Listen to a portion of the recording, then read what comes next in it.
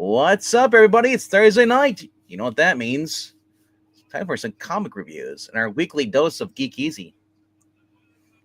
You guys only get small doses. Just think, 35 years ago, at this time, we'd all be watching Cheers. Just think. I just got done watching, probably 30 years ago, watching an episode of Friends. Not sure 90s, bro. Not sure Friends. No, 35 years would be 89. Yeah. I don't think Friends was on yet. Friends. No, that's a 90s thing. Yeah. Well, okay, not 30 years, but almost 30 years. And now, yeah, I went from watching Cheers to hanging out with Jeff. What's that post you see on X all the time? Can you name Well, it? you weren't Brain, you weren't watching Cheers. You were living Cheers. Nah, not then. 89, I still remembered who I was and what year it was. 89, I was almost doing it. I was just doing it in other places like Thailand and the Philippines, and there were a couple of trips that I didn't remember the next morning. But yeah, I don't get the hatred for Friends. I don't understand it. Like, nobody forces you to like it, but I mean, like, I don't get that. It's like become like a fad, kind of like hating on Nickelback. There's a difference. Nickelback, yeah, I said if you like them, great, but Friends was a fun show. Nickelback is not exactly, I don't want to get into a Nickelback discussion, but Friends, I think, is more to do with politics, because we're in a day and age now where if you have three people together, one of them's got to be, it's always got to be a white girl, a black girl, and there's no guy. Yeah, there's no and gay. Since it was five white, six straight white people, that's anathema to the to the new left, and they just trash it for that. And I don't know. I like Nickelback. I like their first two albums. But do I think they're great? They're best? No. There's a lot of bands that came out that I think are okay. But let's say that they completely suck and people hate them. It's like, I don't understand that. I will. I mean, I'll say that, but because for a while nobody was saying it, and all of a sudden, everyone's like, "Oh yeah, we hate this." Sure they were. I was in the business when they were big. They were the source of all kinds of derision, and my comeback to that was, and Chad Kroeger's laughing all the way to the fucking bank. Because he made a shitload of money. Yeah, where I live, nobody was hating him. People liked him. I'll tell you what, he was making more money than anybody I liked. Yeah. Because like I said, I mean, you make a decision. Now, what else? Now, I can agree with this, being played to death. Sure, they were. But so were a lot of bands in the 80s and the 90s. But here's the thing. There was a 2 CD Bob Dylan tribute album consisting of Avril Lavigne, Sum 41, all the mall punk bands that I wouldn't listen to on a dare.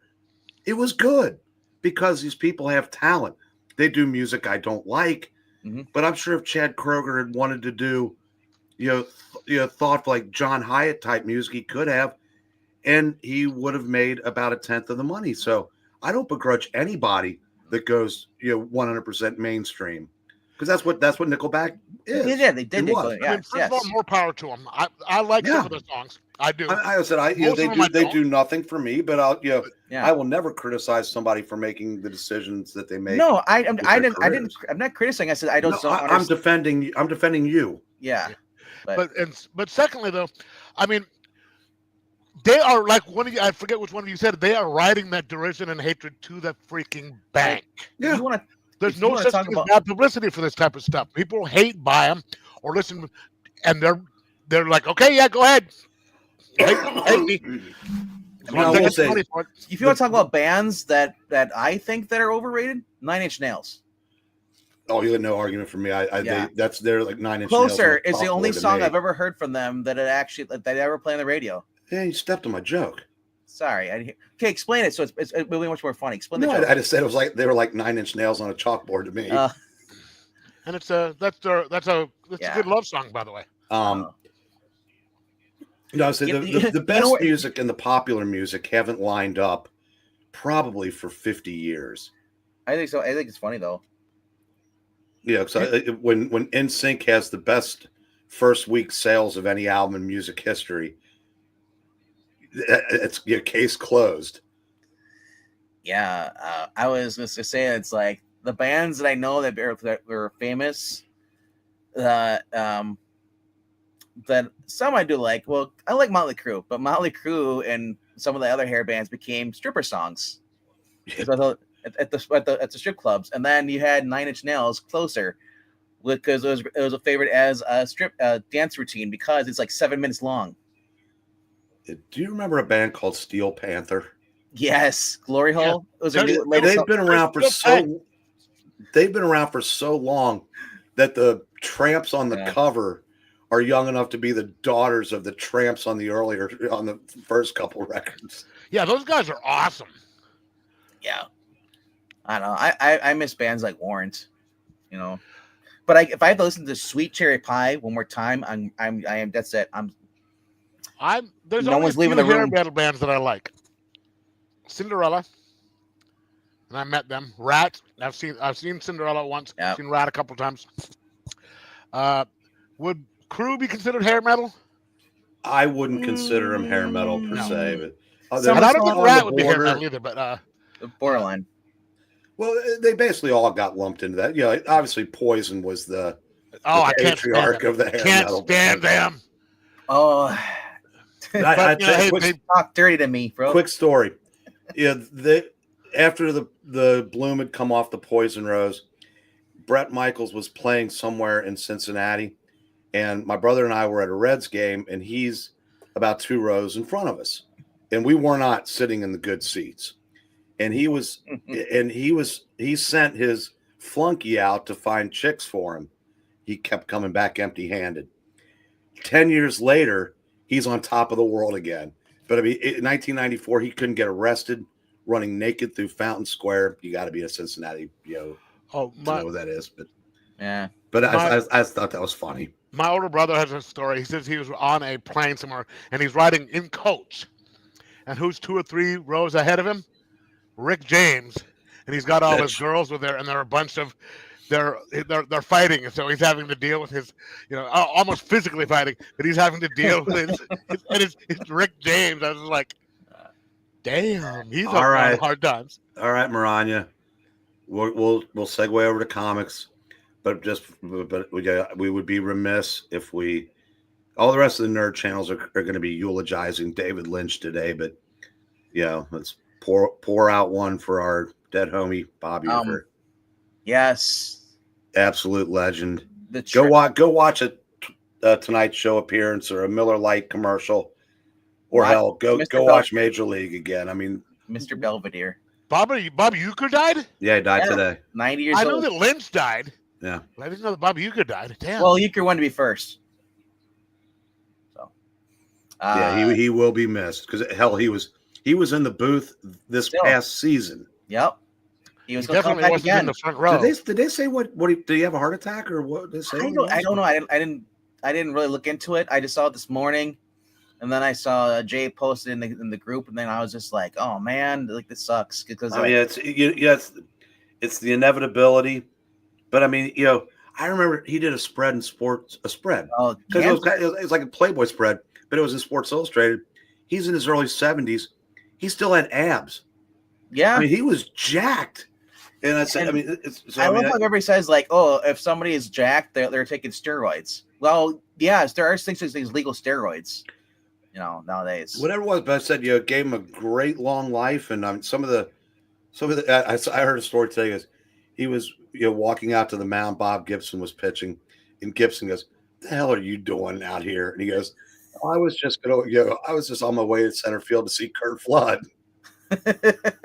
And that year in the team photo, Gibson and Uecker are holding hands. They didn't tell anybody, and nobody caught it. Yep. I said he was hijinks. Yeah. What a great! It's right. Yeah, he hit a home run off Sandy Koufax and said, "I was afraid that was going to keep him out of the Hall of Fame." I said 100 plus Carson appearances. Yes. Probably the smartest guest you've ever had on. The guy was clearly incredibly witted, quick timed. Oh yeah, jokes, everything. Very humble, and just loved baseball. I'm sure his Hall of Fame speech is on YouTube. That's And he was just the he high had to be point of really smart entertainment. just for that sense of humor. I mean, Wait, to be able to drop those one-liners like that. so I don't know if it's up on the Brewers, mind. their page or their Instagram, whatever. You can look up. They actually was a documentary. They did an interview series with him. This one about last season, I think it was, or season before. Him just talking about it, his whole life and his career. Yeah, the MLB runs it a couple times a year. Yeah. I've seen it. I think his wife passed a couple years ago too. I'm not sure. Long marriages, the deaths are rarely far apart. So I don't know if I could be wrong. She could be still alive, but I thought that she just recently passed away or was, but like I said, Euchre, it was just a joy to dude. I had the radio on and the TV turned down just to listen to him call the game. That's how much a better announcer. Oh, if it was in sync, I would have done that with our baseball for years because we've never had a good TV team. So anyway, like I said, I guess we should get going on why we're technically here. I'd pour one out, but I have carpeting by my feet, so all right. Then I don't want to waste my Coke. It's great. No, anyway, alrighty then. And quickly, Henry asking, what would I for Gene Colan? Well, I know Gene Colan from Interior. I don't really know him by covers. I'd have to look him up myself. And then honestly, I honestly Gene Colan's whenever I see him doing any interior stuff, that's always been fun, especially in Spider-Man. But I would love, I just want to see some of the older stuff he does, like before Marvel took with the superhero run. I know I think Henry pretty much nailed all the runs because his DC work, it was primarily on romance comics, and then he came over to Marvel, and he used the pseudonym Adam Austin. Really? And I always wondered, because that was very common practice. I mean, like I said, well, I didn't know. I didn't. That was his name. What I was saying. Where I was going with that was, I can see writers getting away with that, but how do you do that as an artist? It's pretty easy to tell Gene Colan art. To go, hey, this Adam Austin guy looks a lot like Gene Colan. I mean, well, if we ever talk about the whole mess of the crossover event. Some writers are like that, like James Ellroy. I mean, if James Ellroy was to go by another name, you'd sit there and say that's James Ellroy. James Ellsworth? Ellroy. Right, but again, like I said, if you're doing comics, you can say, man, that guy writes a lot like so and so, but you can't prove it. But artists, I mean, I said that just seems like a joke that everybody's in on. All right, though. Hello to Let's Play 2. Hello to Jay, Brian, Desert Rose, Aranya. Wait a second. Okay, RDV. Yeah. Rank the sevens. Good night, One Slick. Right. Look at that. We're gonna start ranking comics. Yeah, say that, and One Slick leaves out of it. The tier lists. Oh yeah. Yeah. But Henry, that was after his Marvel days had pretty much run its course, because he came over and did Batman, and he did a series called Night Force. Hello to Evil Black Cat, Undead Quinn. Brian asked, whatever happened to the Archies? Well, see, they got old, they died, and they're brought back. Now they're Indian. Netflix show. I'm aware. Yeah. They went away just like a lot of the Hanna-Barbera stuff. But if you want to read Archie comic books, you can actually go to their actual Archie has his own website. You can just order directly from them, which I do recommend. Was Captain Caveman Hanna-Barbera? Probably, I'd imagine, if he crossed over with Flintstones at all, or any of the other companies or characters. A lot of the or not that teen, but the cartoons, they're in the 70s, were Hanna-Barbera. Did a lot of them. There's also like Toonasons, the ones that did the Super Friends and stuff. Yeah. But anyway, though. Alrighty, though. I think that's about it to say hello to. And yeah. Anybody else who's just coming in? Welcome. Oh, the singing group? I don't know. The only singing group I know, the Archies, was the cartoon intro. I don't know. Yeah, well, it was basically one guy. Yeah. And he did other music stuff. Yeah. I don't know. All I know is that everything's Archie. True that. Yep. And I would love to read some more Archie stuff on the channel eventually. So get into that. Whether it gets views or not, because I just like Archie stuff. We Anyway. don't need no stinking views. Yeah, not in this planet. Not these little gonna do what they want. Heck, we could read Kosher Mafia. Like I thought about some of the cooler stuff like Dick Tracy and stuff. You know, not the old stuff. The old stuff is it my imagination or is Kosher Mafia? Has it been more than a month since the last issue? It sure feels like it. So that was the final issue, wasn't it? No, there's one to go. One to go. So it probably comes out February. That's what I'm thinking. Or the end of this month. Because, yeah, somebody noticed that it got pushed back during Christmas. It was supposed to come out around December. And honestly, I'm not surprised with I already heard about Diamond. Diamond filed bankruptcy, Chapter 11, because they pretty much have screwed themselves over the past 4 years. Or at least one guy is. I forgot what his name is. But it starts with a G, I think it is. Not just themselves. They've screwed everybody over. Yeah, and as far as where do books go now, because if there's all the smaller independent publishers, I'd say if you can, use online, like on-demand sites, if there is any sites that you can actually just, people can just direct them there, and people can just go print on demand. Versus, and Melania, yes, they did. By the way, yeah, that's good question. Yeah. Anyway, let's get into some books here. All right. Regale us, Switchblade. I know, right? Like it's getting longer. Can you do the voice? I can't do that Australian voice. Whatever it is, voice is. Switchblade. I can't do that. All right. All right. Number 6 this week. Short list. Honestly, I'm just getting this because it's cheap. It's $2. It's like $3.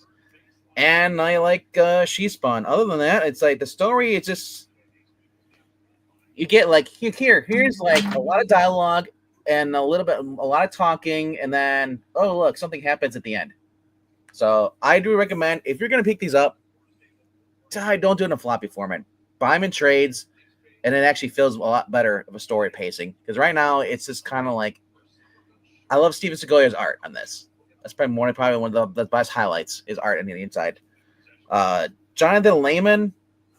Well, Lehman. He's lame. Lame should be his name.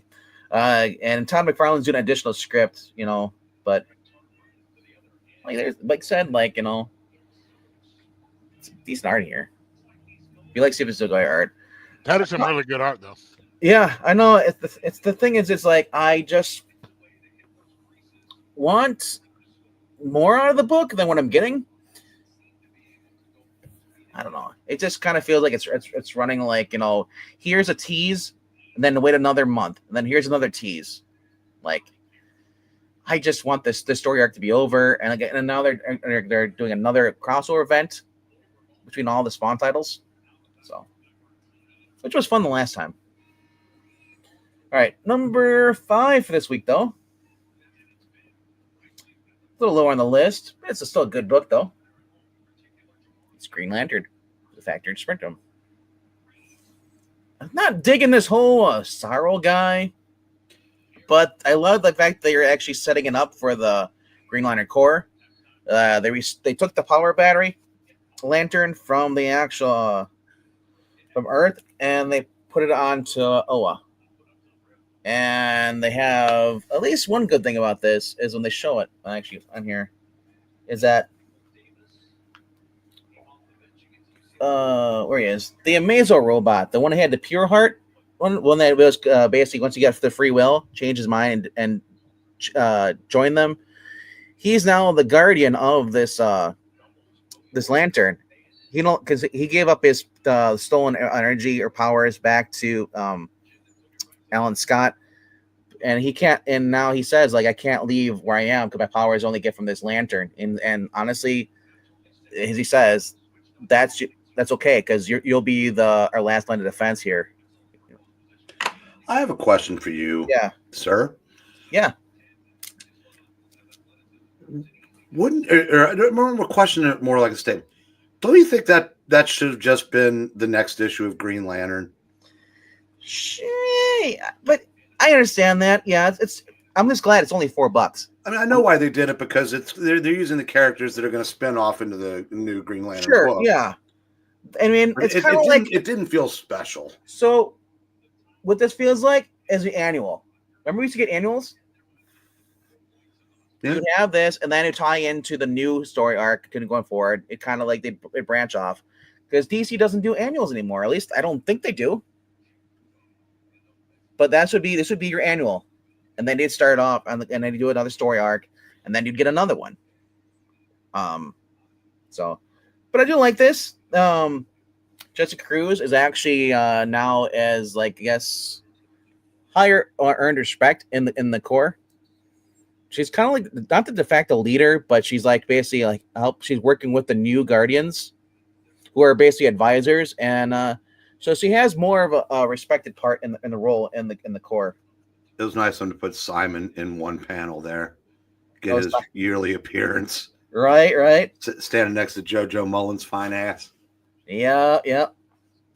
Honestly, I like this because we're seeing a really cool side of Guy Gardner. Guy Gardner being smart. And this whole Star arc, as far as there's apparently the Guardians, he learned that the original Guardians, where he basically kept a book of Oa, of all the records, and then they discarded the old book and started a new one for whatever reason. Yeah, Guy Gardner's been smart in the comics for over 30 years, but it depends on who's writing. Yeah, and Jeremy Adams is making him appear smart again. Have you read any of the issues of his series in the 90s? It ran about 45 issues. Which one? The Warrior one? Yeah, it was Guy Gardner, then it became Guy Gardner Warrior. I read the Warrior. The Warrior now I didn't read all of it, but what I read, he actually was somewhat kind of a jock. You know, he's kind of like Hal Jordan in a sense, but not stupid and very helpful, and yes, he became a true hero in that title. Yeah, so but it's a lot of people default back to him just being the jerk. There's this one book, and it's basically he learned that there's this crystal, and it allows you to read all the different spectrum colors. Have a book, information around them, but they're all in one book. So you need this crystal in order to read it. That's my understanding. You know, you can see it written in one way, but 6 different ways, all in different colors of the spectrum. Right now, because after the whole events happened before Absolute Power, Theros, I think his guys was, basically destroyed all the different lanterns. You know, the purple, the blue, the orange, the red, yellow. The only one left is a green one. So basically, they're going to, with the spectrum being under control, they're going to try and restore the order, starting up the Corps again. So I'm looking forward to that. I actually might read the actual the Corps spinoff, or the other. No, if I don't know who's writing it, if it's Jeremy Adams writing it, I'll definitely check it out. But if it's like someone like Chris Condon or someone who doesn't really understand the Green Lantern and just wants to be on there for Verge Signal, I'm out. Because I'm saying, like, who else would you trust right now? I love Jeremy Adams because he actually has good ideas. Now, we can say, like, well, we don't like certain things. Well, he doesn't retcon things. He just adds up to what they are. Like I said, the whole thing with it, Hal and Carol being friends and their kids, you know, that wasn't him. That was already retcon before him. So he's just continuing it. He's not allowed to change, unfortunately. But number 4 is Batman and Robin. Another fun series. The series is getting better as it goes on, I notice. We almost got a Tommy Udo event in here with the General, you know, basically wanting to, like, he's gonna put his dad, and then he always puts him off there, and he's like, don't worry, Dad, I'm not gonna kill you, but I'm better than you in all the ways, you know. And you know it. Yeah. I liked how basically the last issue basically because of Robin interference, Batman got knocked off with basically a shipping crate fell on him, pinned him underwater. So Robin dives in there and basically to help him out, and he shines a flashlight and basically just tells him to get out of there because you're gonna drown, or you know. And he kind of stamps him, but then he apologizes. He's like, you know, I've been at this a long time, more than you have. You know, it's like he's like, He says, don't try so hard. He's like, I'm just frustrated, sick of being on the back foot of when it comes to the new mobster in town, which has kind of been like the new. Has that always been that way? Where Bruce has always been like one step behind, and then is that a thing that they started in the new stuff? What do you mean by one step behind? Villains, where he's always playing catch up sometimes. Well, that's comics. Okay. Oh, okay. I wasn't sure if that was something new they retconned in, but I do love we get to see the bat boat. It's always a highlight when I get to see the gadgets, the early vehicles in the day. But overall, it's just been a fun series. And while you're getting the Batman and Robin thing, you're also getting the social worker coming in, double checking to make sure that they're actually doing stuff. I don't know how Alfred kind of sweats because Master Bruce and Master Dick have just basically come back, and then it's like he tells them they're in bed, and so he like I love it. He just this moment right here in the book is worth it. Him just he's like, dude, just listen for me for a change. It's not gonna focus. Sucks camera. Yeah. Pretending Trinity just come out of bed. He's like, well, I just got dressed. And I just love Alfred's interaction with Dick Grayson. It's great seeing Alfred back in a book with Batman. Because Lord knows we'll never get it again, probably. Other than, unless it's an Elseworlds. But the whole interaction, and then, of course, he realizes at the end he's got to go to school the next day.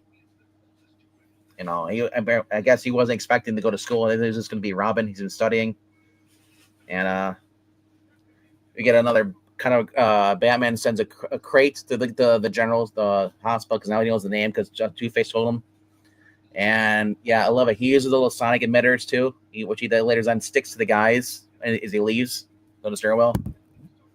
So yeah, in this here, he puts a little homing beacons, and they don't really notice the discreet caps on them, and then the bats just continue to attack him as he gets out.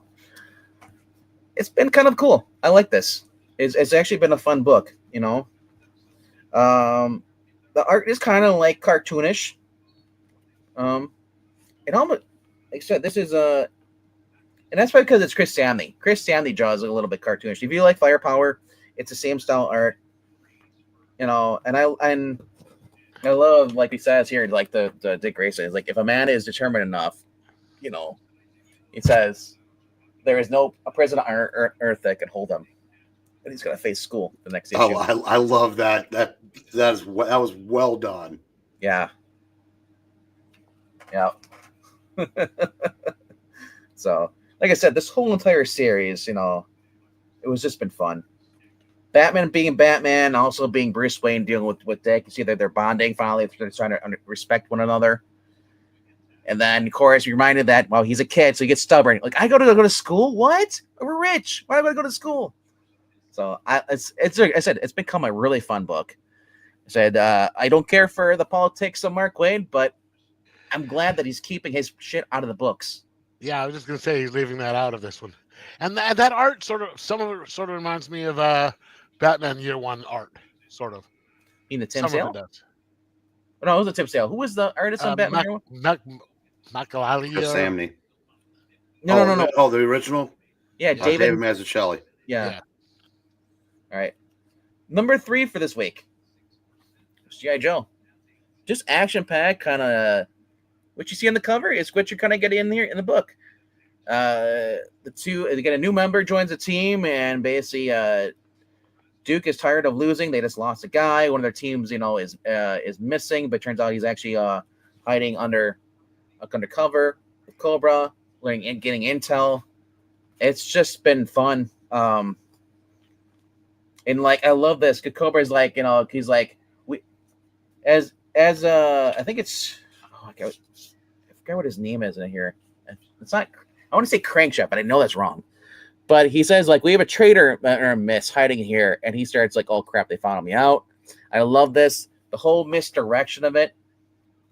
He ends up, and then like a guy comes out, Cobra, and then he just kills him, rips the guy's face off, and then he drags him, throws him to a pit, and literally like a pit full of vipers. So it's just been, and then of course we got Duke and the new guy just slugging each other because Duke feels insulted that there's a new guy coming in and he wasn't told by General Hawk. And they just get in a fight, man. And then basically, the other buddy comes out, Stalker comes out, who's badly injured, and he says, "Knock this shit off. We're not kids, pretty much. Be respectful of one another and just now shake." And he's like, "Look at that. Everybody's friends again."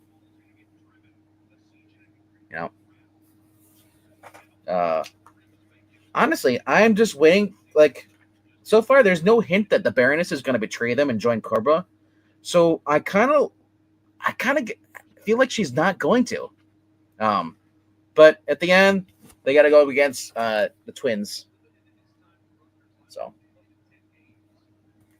like I said, this has actually been a really well series so far. If it's not exactly the G.I. Joe that you grew up if you watched the cartoon or read the Larry Hama comics, it's a new take on it by Joshua Williamson. So if you are looking for something new and it's exciting and you want to try G.I. Joe, and maybe you tried it before, this is the new version to try, and you might like it. I'd say it's kind of probably aimed towards 16-year-olds, probably 14, 12. Where the other one's more like adultish, I guess. The Real American Hero. But number 2.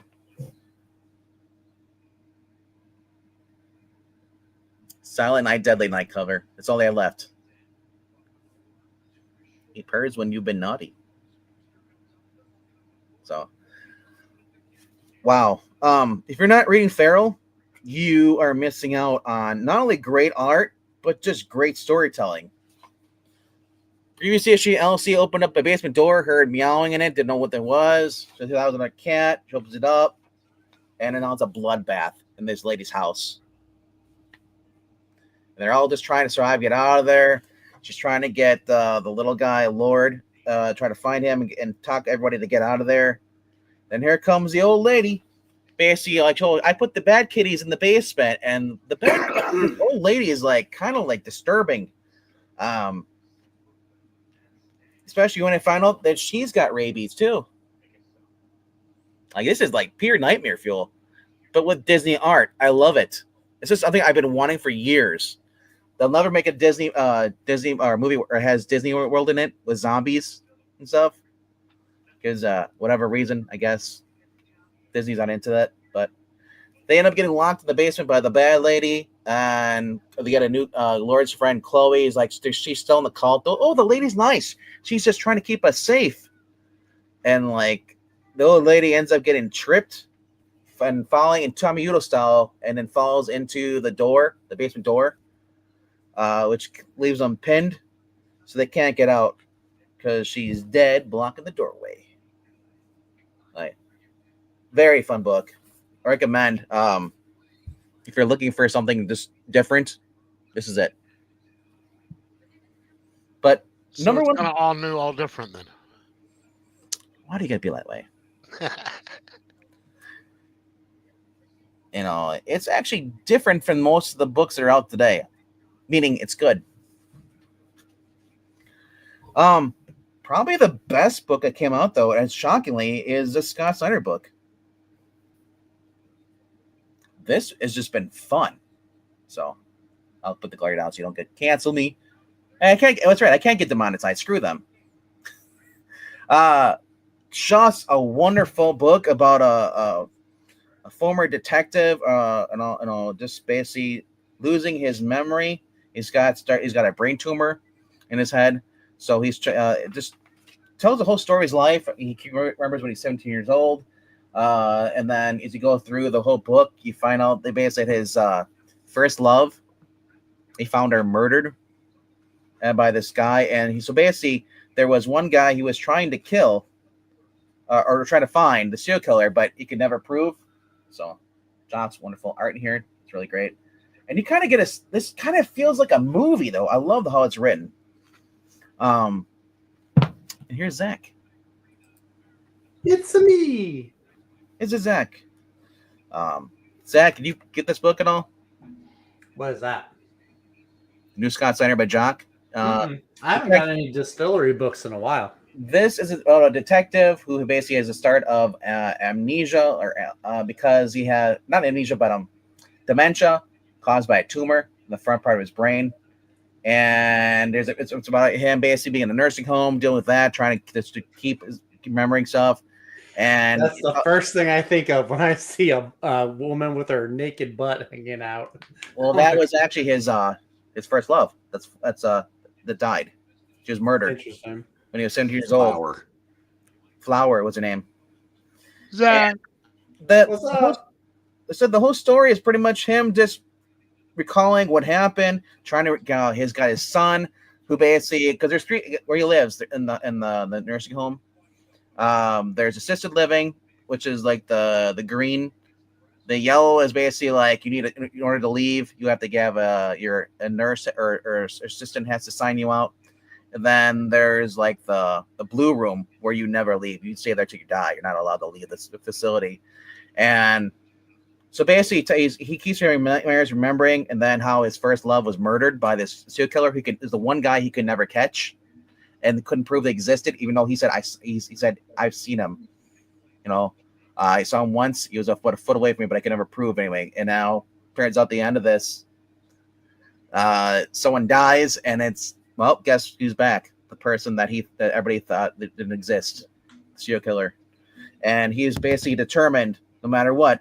They get this. It's called the Chatterman because you take his victims and they add their teeth, take one of their steel on their teeth, put it through a wire, and put it on his mask so it rattles every time you hear them. You hear the chattering of the teeth. Oh, yeah. That's you see like in the bar, you see in the barbed wire in the back. Thanks, Scott Snyder. No, I'm just kidding.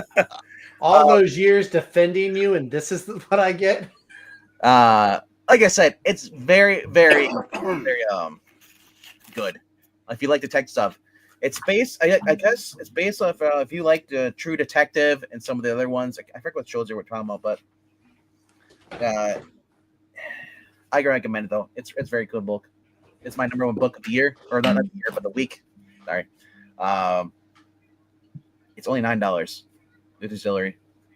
Only $9. Honestly, though, they're big. I get the price. My number two book was Feral. I said just I love detective stuff like that, and they really make you feel for the tell you the story about this guy. I said he's not only is he's in a small town, his best friend now works as a cop, and this revealed that they also thought this guy was a drifter, the murderer he went through. Turns out he might be someone in the town, a local. That's why they never caught him. But also, Walking Dead came out. Got the new issue of Walking Dead. This is issue 105. This is the connecting cover. Once again, it's the only one they had left. And then this is the original cover. Carl the gun. Carl. And then I got back issues, but I'll let other people go first. So whoever wants to go next. Guess I can go. All right, see you later, Go Jeff. for it. Yep. All right. See ya. No. Okay. While you're talking, I managed to look up the what do you call it? The Green Lantern series that you're talking about. Fractured? No, the core. The yeah. new one. It is going to be Jeremy Adams. Because Adams is gonna be busy coming. You know what though? Because I picked this up and it does mention that he's doing that. He's doing Green Lantern. He's doing Green Lantern Core, and he's doing Aquaman. He's gonna be busy. Wasn't there another one he was doing too? I think just and Flash Gordon, but that's Image. But he's not doing the Dynamite book, is he? Dynamite? Yeah, Flash Gordon's Dynamite. I thought Flash Gordon it's not. was Mad Cave. Mad Cave. Okay, sorry. Yeah. Wait a minute. Space Ghost and Johnny Quest. Yeah, you're right. Yeah. Oh, okay. But yeah, he's not working not detective. What was No, he's not a detective. No, not detective. Dick Tracy. No, he's not Dick Tracy. That's Alex Seguera. Bye, Jeff. Yeah. Okay. So while you guys were talking, I did call my store and have them pick up a copy of. I didn't feel a thing because it wasn't out when I got there because different things. Well, Diamond sucks right now because Diamond. Well, yeah. Well, I went there at noon when they opened, and they had DC, and Marvel and everyone else hadn't been there. So I picked up my DC.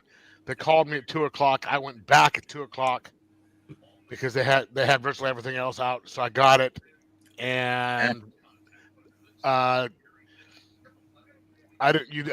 won't feel a thing wasn't out because I guess they had to put them in bags because they do anything with mature covers. They bag them. The thing is that the main cover wasn't. That was a variant. That was a little or whatever. They only have the A cover, but it's a good thing that I picked up my DC at first when I got there because when I went back, the Shattered Spectrum wasn't there. That sold out at my store. But I have the feeling that is going to be a very hard book to get. But so I have. You can always get on Comixology, read it digitally. Well, I have. And just wait for the trade.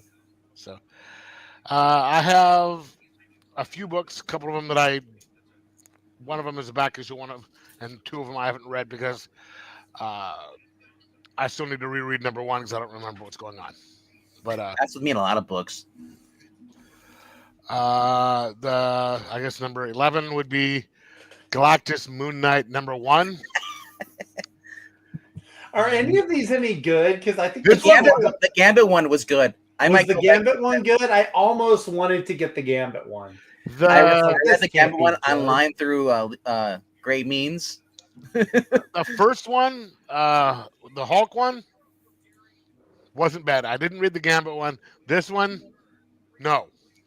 Not good? Not good. It's shocking. One thing that I thought they were going to do is there was a West Coast Avengers storyline a long time ago, back when Moon Knight was in West Coast Avengers, back in his Ankh on his chest period. And someone was taking them over, like their minds and stuff over, and taking control of, and Moon Knight was able to beat them because he had the 4 different personalities of Spectre. This is back before he was completely BS crazy. Yeah. I thought they were going to go there with this one, and it did sort of played really heavily into this one, but it wasn't good. It had Silver Surfer with a goatee, Fire Lord, and some other dude who's they're all heralds and someone else, and they're all trying to take on Galactus and stuff. 10, The Incredible Hulk. I'm seriously thinking about just dropping this. I knew there was someone still reading it. Because one thing, the stories are okay, but it's the art that just is not. Who's the artist? Philip Kennedy Johnson. Philip Kennedy Johnson. Well, he's the artist. I know he's the writer. No. He's the writer. That's why I'm not picking it up. I've been thinking about picking up his Batman and Robin. Danny Earls.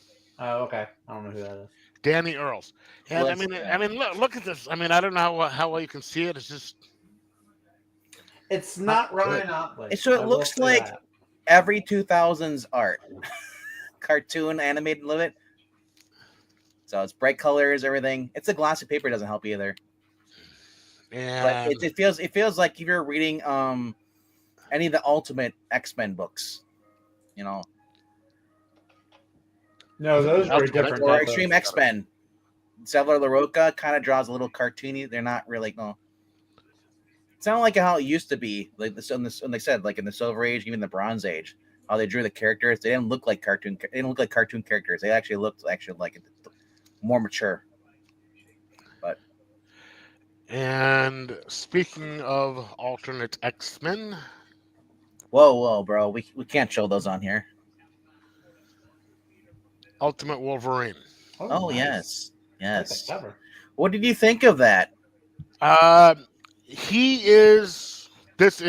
one right here was would have been the main cover. Yeah.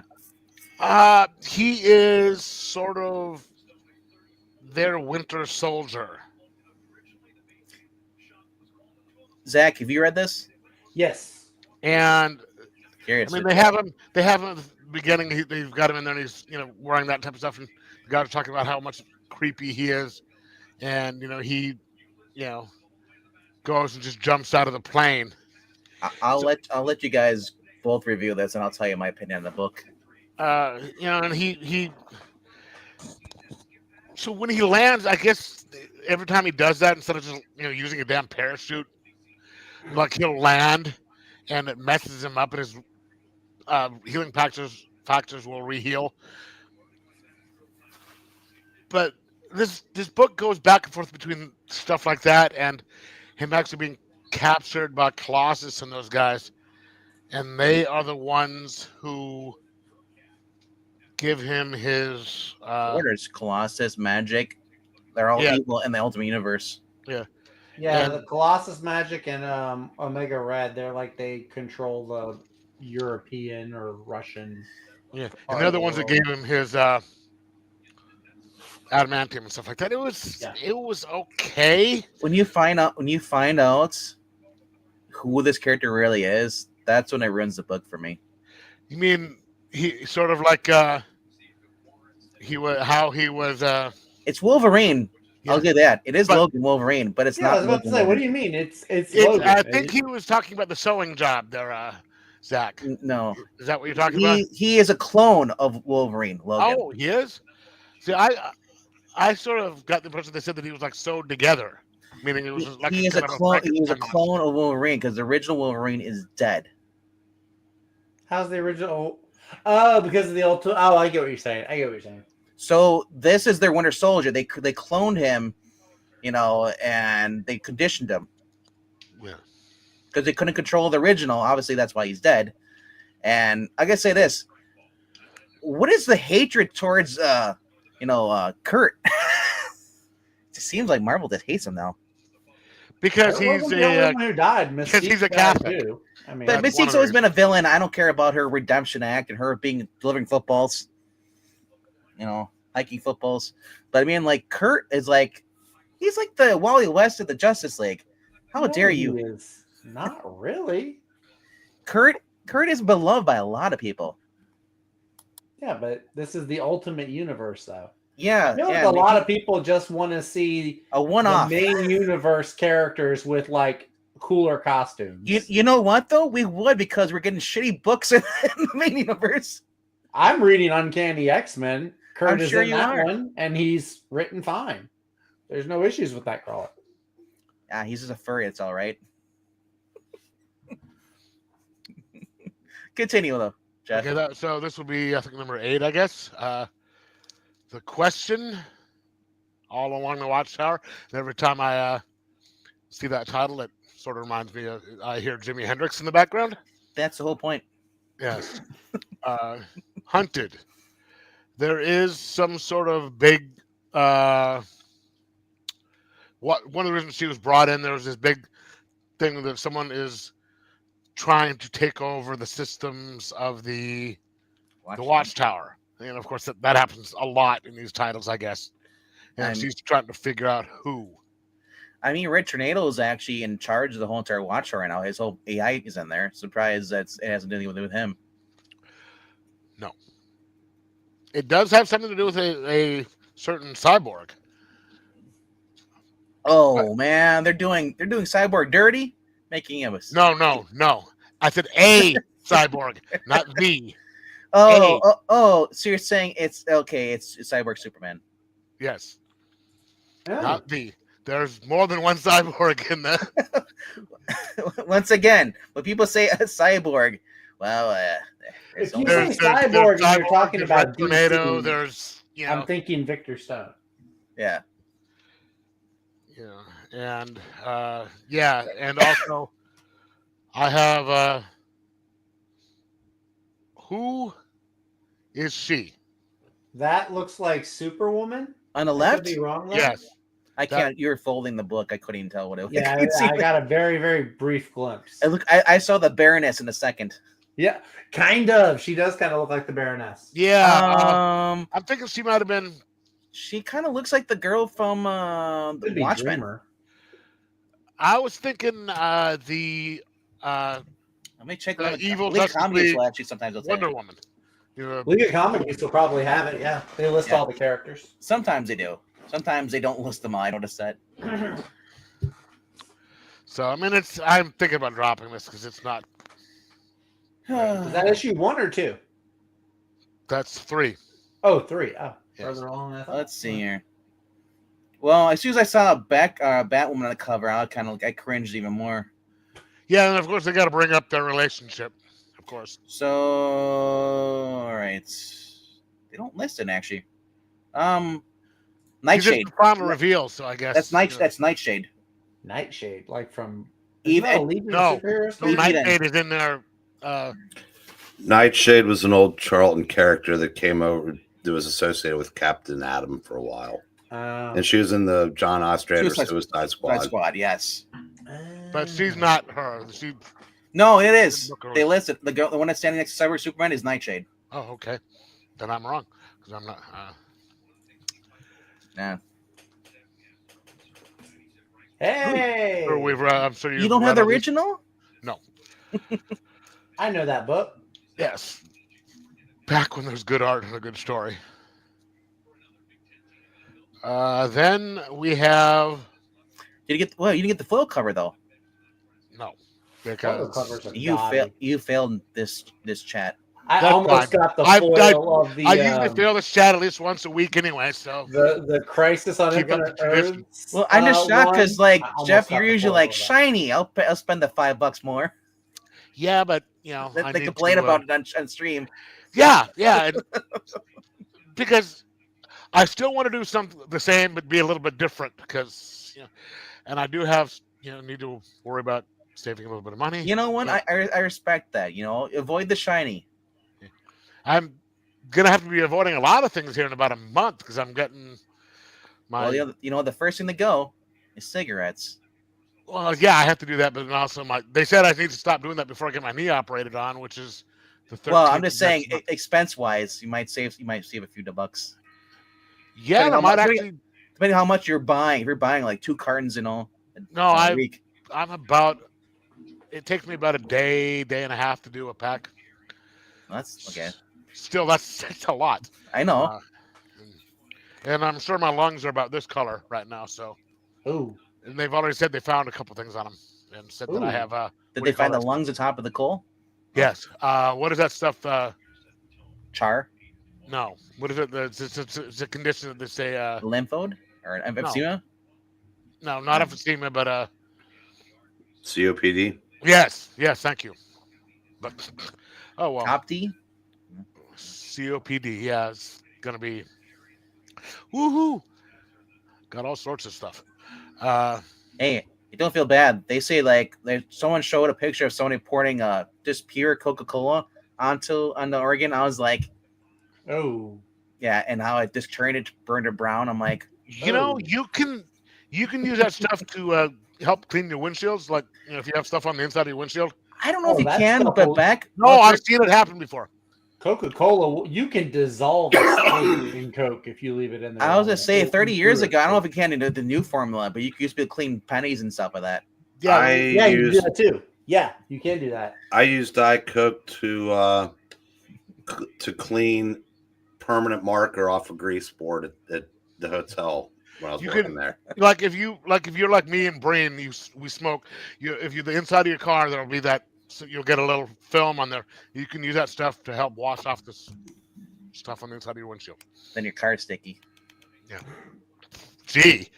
Well, it was for 4 big went with Yes, but we won't get into. No, the sticky on the inside. That's just yeah. There are also other ways for it to be. Never mind. All right, your next book. Please. World's Finest. Oh, I actually saw the cover of that 20,000 Leagues Under. I kind of want to watch, or not watch it, but read it. I also want to watch the movie though. 20,000 Leagues Under. The original. Yeah, I love it. With what's his name? Kirk Douglas. Yep. It is great movie. And we are getting. Oh, sorry, Arthur and the rest of the league is hearing me. Arthur, if you or your Justice League friends can hear me, we are in urgent danger. So it's some sort of a telepathy thing. is anyone listening is unaware, at the bottom of the Atlantic Ocean lie two neighboring cities, Poseidonus and Tritonus, and together known as the lost continent of Atlantis. Someone is causing stuff to go on with them, and this is Mira who is sending that thing out, and they are asking for help to find out who's taking over there, and it's going to be leading to a bunch of different stuff. So World Finest is still separate from the main continuity stuff. It's still more like in the Silver Age type deal. Which it I does like take because place after certain issues. So like there's a certain X of Clark's who appears in this. You mean that one right there? That one, the Atlantean. Yeah. So apparently this takes place after that whole situation. What was her name? Laura Lamaris. Yeah. Yeah. She's a mermaid, right? Yes. Mer person. I don't know if she has mer person. Okay. I didn't know we're going PC. Hey, wait a minute. I just thought of something. Because some of them have legs, some of them don't. I don't know. There is a connection between this and Superman and Laura Lamaris. Because I seem to remember a line in there. It says you can.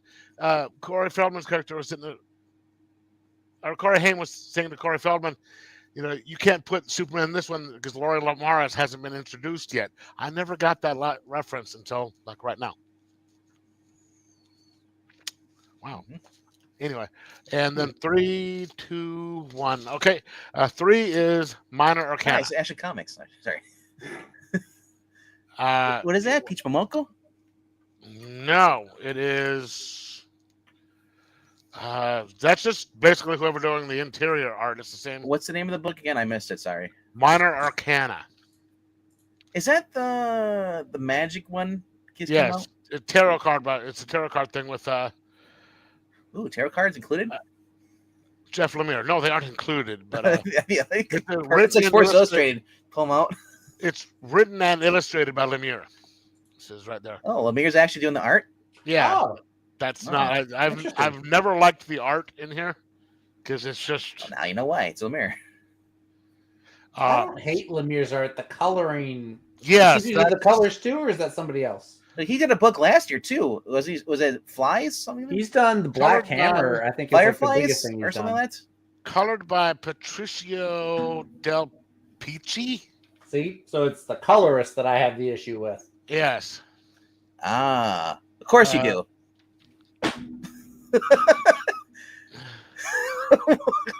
What? You walked right into that one, okay? I'm just here. That's it. It's this one. I don't know. Hidden colors. I really don't know what this one was doing because last issue the girl's supposedly like long dead or long gone father just reappeared. I guess he's either a ghost or something. And this one is all just about him. Don't you just hate that when it happens? Yeah. So he came back at the very last page of the last book, and then all of a sudden now he's this whole issue is about him, and it's kind of done in flashback. It's like a soap opera. You find out like you just fall in love with this new guy about to get married, and then here comes your husband. He's still alive. Dun, dun, dun. Days of our lives over here. He was never dead. She lied to you. That was my evil twin. You're it's either that or the Spanish soaps, you know, whatever they call them. I faked my own death just to get away from you. But then I realized it's better to get back at you because you betrayed my. I'm expecting a Drake Ramore run. You know, Friends callback. Thank you. Yes. Friends. We're doing Friends callbacks now. You know, Zach, don't be a hater. If you were here at the beginning of the channel, you'd realize why we were talking about Friends. If you were we talked about Friends earlier. Friends is inferior to How I Met Your Mother. You know, you're allowed. I take this back. Listen, I will give you this one out. There are two good parts about Friends, and that is Chandler Bing and Joey. What's his name? Those are the only two good parts of Friends. Yeah, that good old Joey. What's his name?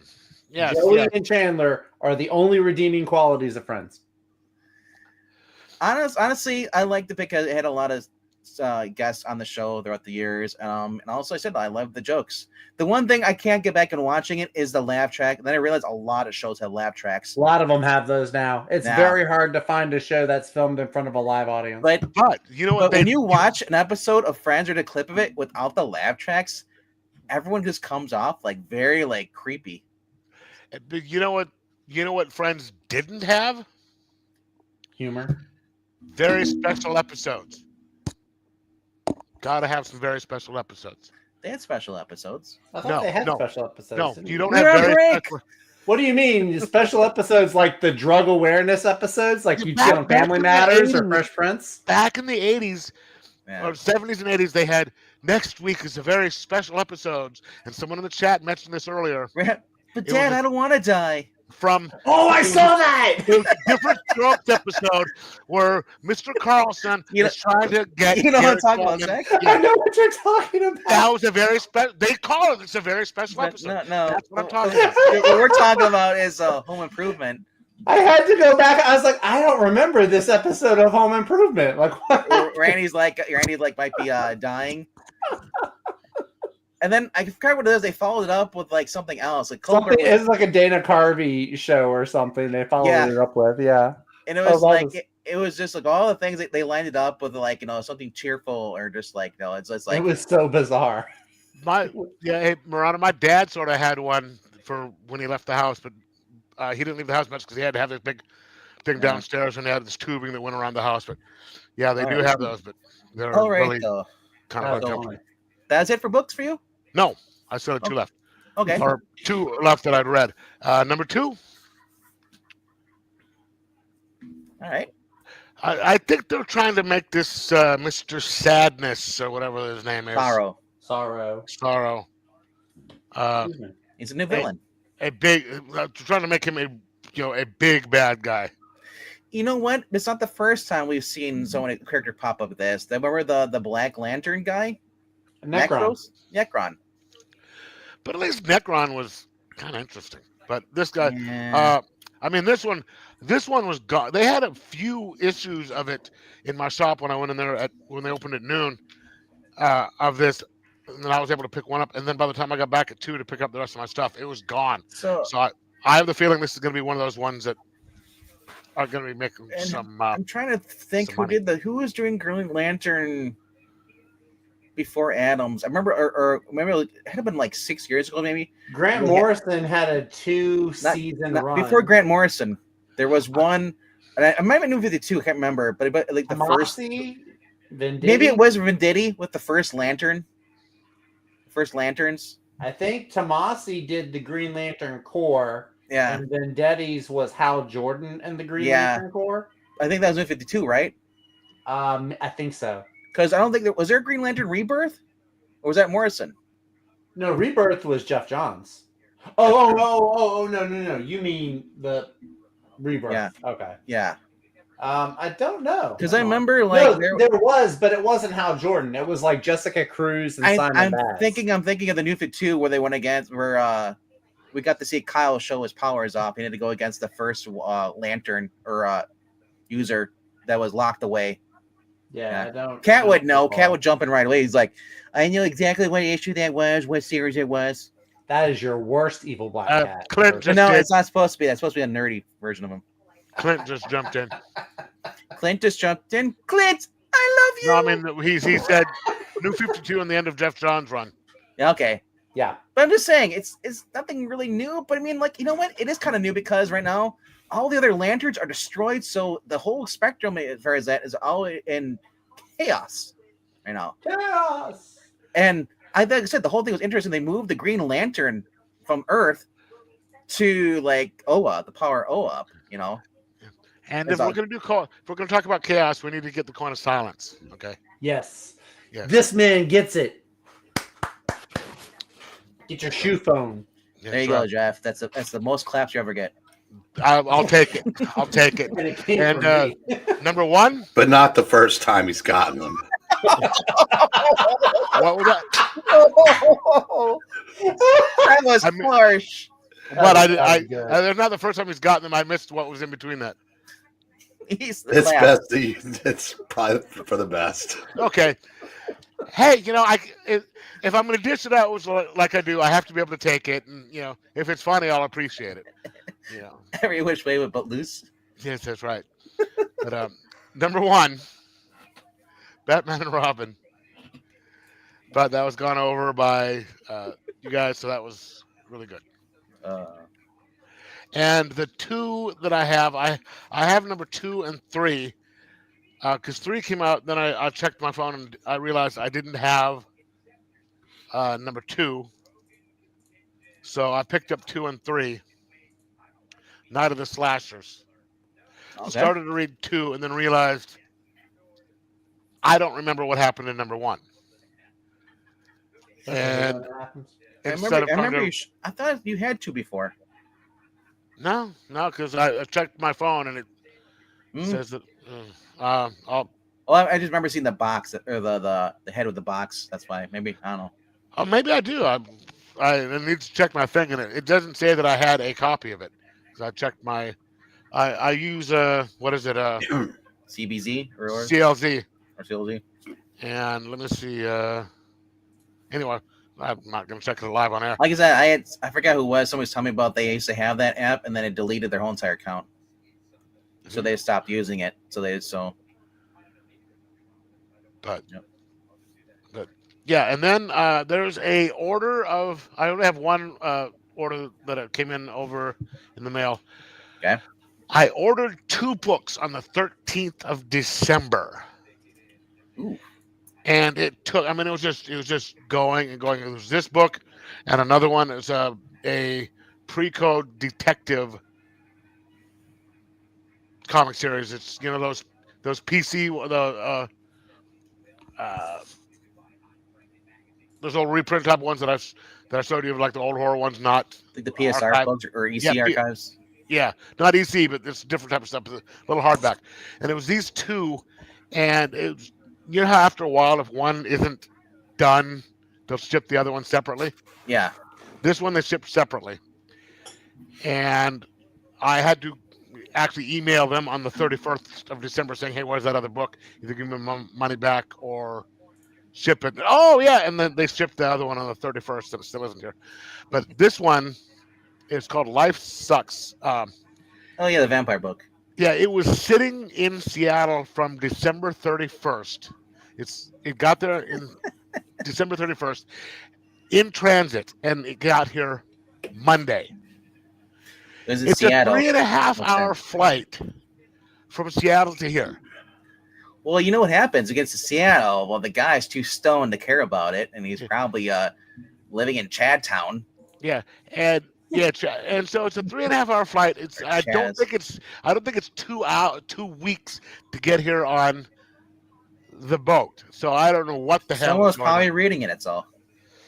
And so, but then they had to repackage it up.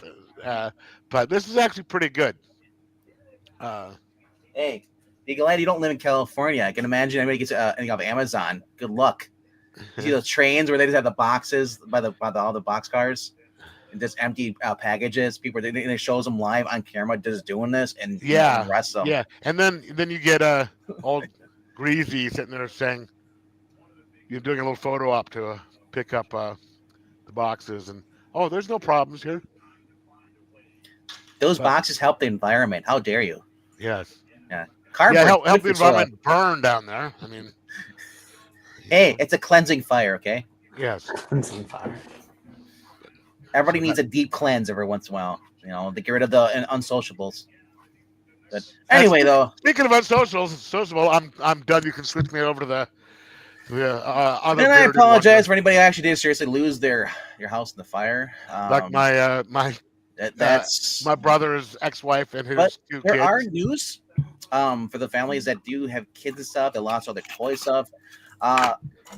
Lego actually, thanks to Jeremy Adams' daughter, is actually helping out with the relief funds and actually donating toys. Oh, are they really? Yeah, the kids. I saw that his daughter was trying to get them to. I didn't know they were actually. He did a repost of that when they showed that the letter from Lego. So helping with the Red Cross stuff. So, all right. Cool. Zach, do you want to go next, or Brain? Do you want to go back? Go next. Go ahead, Zach. Okay. You know, Brain wants to go at the end. He likes to. Because he's watching sports. That's why He's watching. Oh, who's playing tonight? Actually, I'm lip reading Gutfeld. Oh, There's Gutfeld. games are Gonzaga's on at 11, but you don't have closed caption for Gutfield. no, but Emily looks hotter than a $2 pistol tonight. So Emily, see, rather Emily do Campagno, okay. probably one of the most gorgeous women on the face Yeah. of the planet.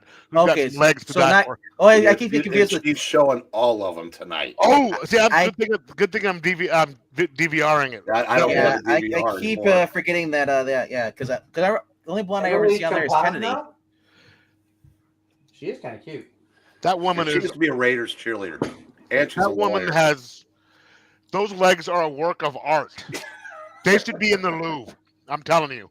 Work of art. Stacey Cooper wants a word.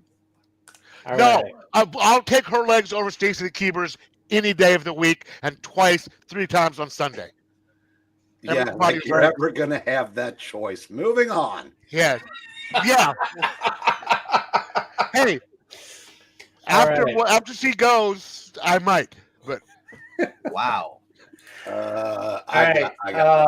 This one I have not gotten to read yet because I haven't read anything past issue 2. This is number 5. I'm behind on a bunch of reading. You know what? So starting next Thursday, we're just gonna watch Gutfield on the channel. We're not even gonna show up books.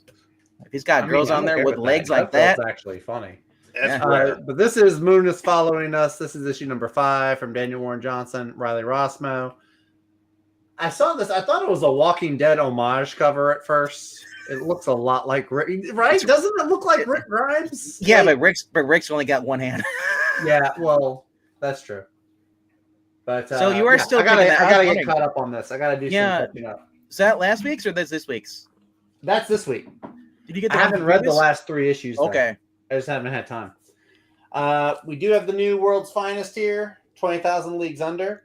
Under the sea. Good setup. My big complaint with this, not really a complaint. I don't know. Maybe it kind of is. Dan Mora is no longer the main artist on the book, which kind of makes sense because he's doing Justice League. Yeah. now. So He's who's got in other the things. interior? Because the last I saw, I did not Superman like it. too. Yeah, Superman. Yeah, he's doing Superman also. So this is the same artist. He did have a guest artist spot. This is the guy who did the Justice League Justice Society crossover. Gutierrez. It's not terrible, but You know who should be the artist on that book? The guy that did the Green Lantern, Green Arrow special. Yeah, he was good. He needs to be doing, just pick one. He was good. Right. But yeah, I mean, that change in artists aside, I thought this was really good. They had some neat, callbacks to the old stuff, like Superman's ex-girlfriend. The villain appearance at the end, I thought was interesting. I'm curious to see how they address that.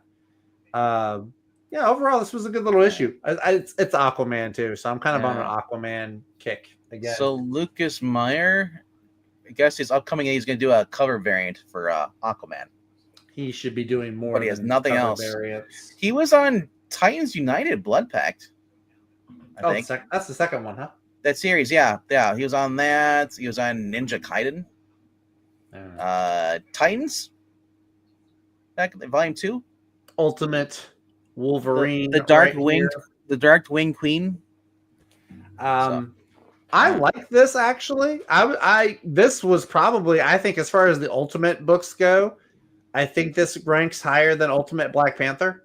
I enjoyed it. I mean, yes, he kills Nightcrawler, Mystique. Okay, that's fine. Wow. Dude, what? I don't care about those characters. Stab!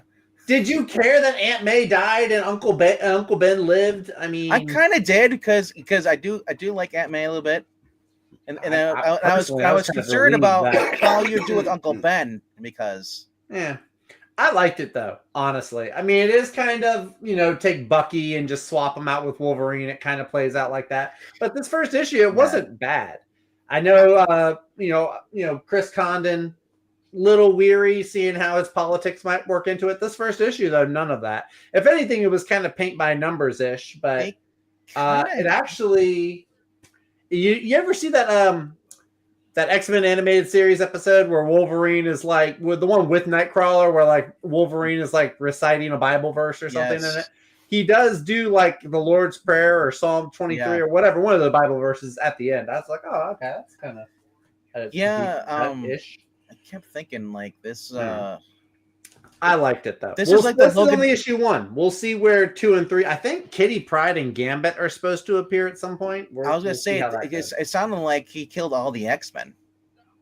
Yeah, which if so, I will have a bone to pick because now he's just copying Mark Millar's Old Man Logan. Explain why there's no X-Men.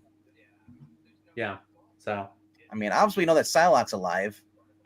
So, Psylocke, Magic, Colossus. Yeah. Somebody else. Armor. But if he killed Gambit, it's all bets are off. I'm killing this. Gambit died in the original Ultimate X-Men. Like I know it was, and I don't like this anti-Gambit. You know, I'm the one from New Orleans, and I have issues. Anyway, okay, Al. All right, New Gods issue number 2 from Ram V and Evan Cagle. I think, yeah, Evan Cagle. I like this issue a little bit more than the first one. The first one was good, but this one I thought was also pretty interesting. I liked it. So, in case you didn't read issue number 1, I didn't. Darkseid is rumored to be dead, but of course Darkseid doesn't stay dead. But around the time he died, a god was supposedly born on Earth, and Orion is sent to kill the baby. Mr. Miracle is trying to save the baby. And so Mr. Miracle takes off. Big Barda goes with him. You see some other characters like Metron and Highfather, other players kind of here and there. It's kind of, it's almost like the Game of Thrones route where you have these different characters and storylines going on. Do you think Apocalypse is like undergoing a coup right now because there's no Darkseid there, and Desaad is just trying to keep everything from falling apart. So, do you guys think they'll ever introduce Darkseid's sister? Does Darkseid have a sister? Not I yet. know Mongol has a sister. It just seems like they like to do that a lot. And she's going to be part of the alphabet too. Yeah, she'll Dick Grayson's sister will leave her wife for her. I heard that, I'm not sure how true this is, but somebody said for all the different Supermen that there are throughout the multiverse, like how they all differ little bits here and there, Darkseid is exactly the same in every multiverse or whatever. I thought that was interesting. In this one, he's gay. What? It's like Alan Scott, how it started. Green Lantern, the Fractured Spectrum. I love this. It felt like I was picking up where Tomasi or Venditti left off. It just felt like a really strong continuation. You've got Kilowog is here. You've got Jessica Cruz. Not a huge fan of Jessica Cruz, like being like this kind of like dignitary type of role, but we'll see where Adams grows into with that. The Sorrow character, I don't have as much of a gripe with him as other people seem to, but I'm waiting to see what he ends up doing. Overall, I'm stoked about this. Green Lantern Corps, I'm here for it. As we said, this feels like an annual. And then finally, we got G.I. Joe issue number 3. Had to get the David Finch cover. The art, I think it was Jay that said the art on this wasn't as good. I kind of agree. It seemed something about it seemed different than the previous 2 issues. I can't say what. I can't quite put my finger on it. But overall, I thought it was a good issue. I enjoyed this a lot. It had some Joe action in here. I'm really looking forward to seeing where this goes. I think the next issue is going to have the Crimson Twins come back from the Destro series. So this has been a lot of fun. Looking forward to continuing this.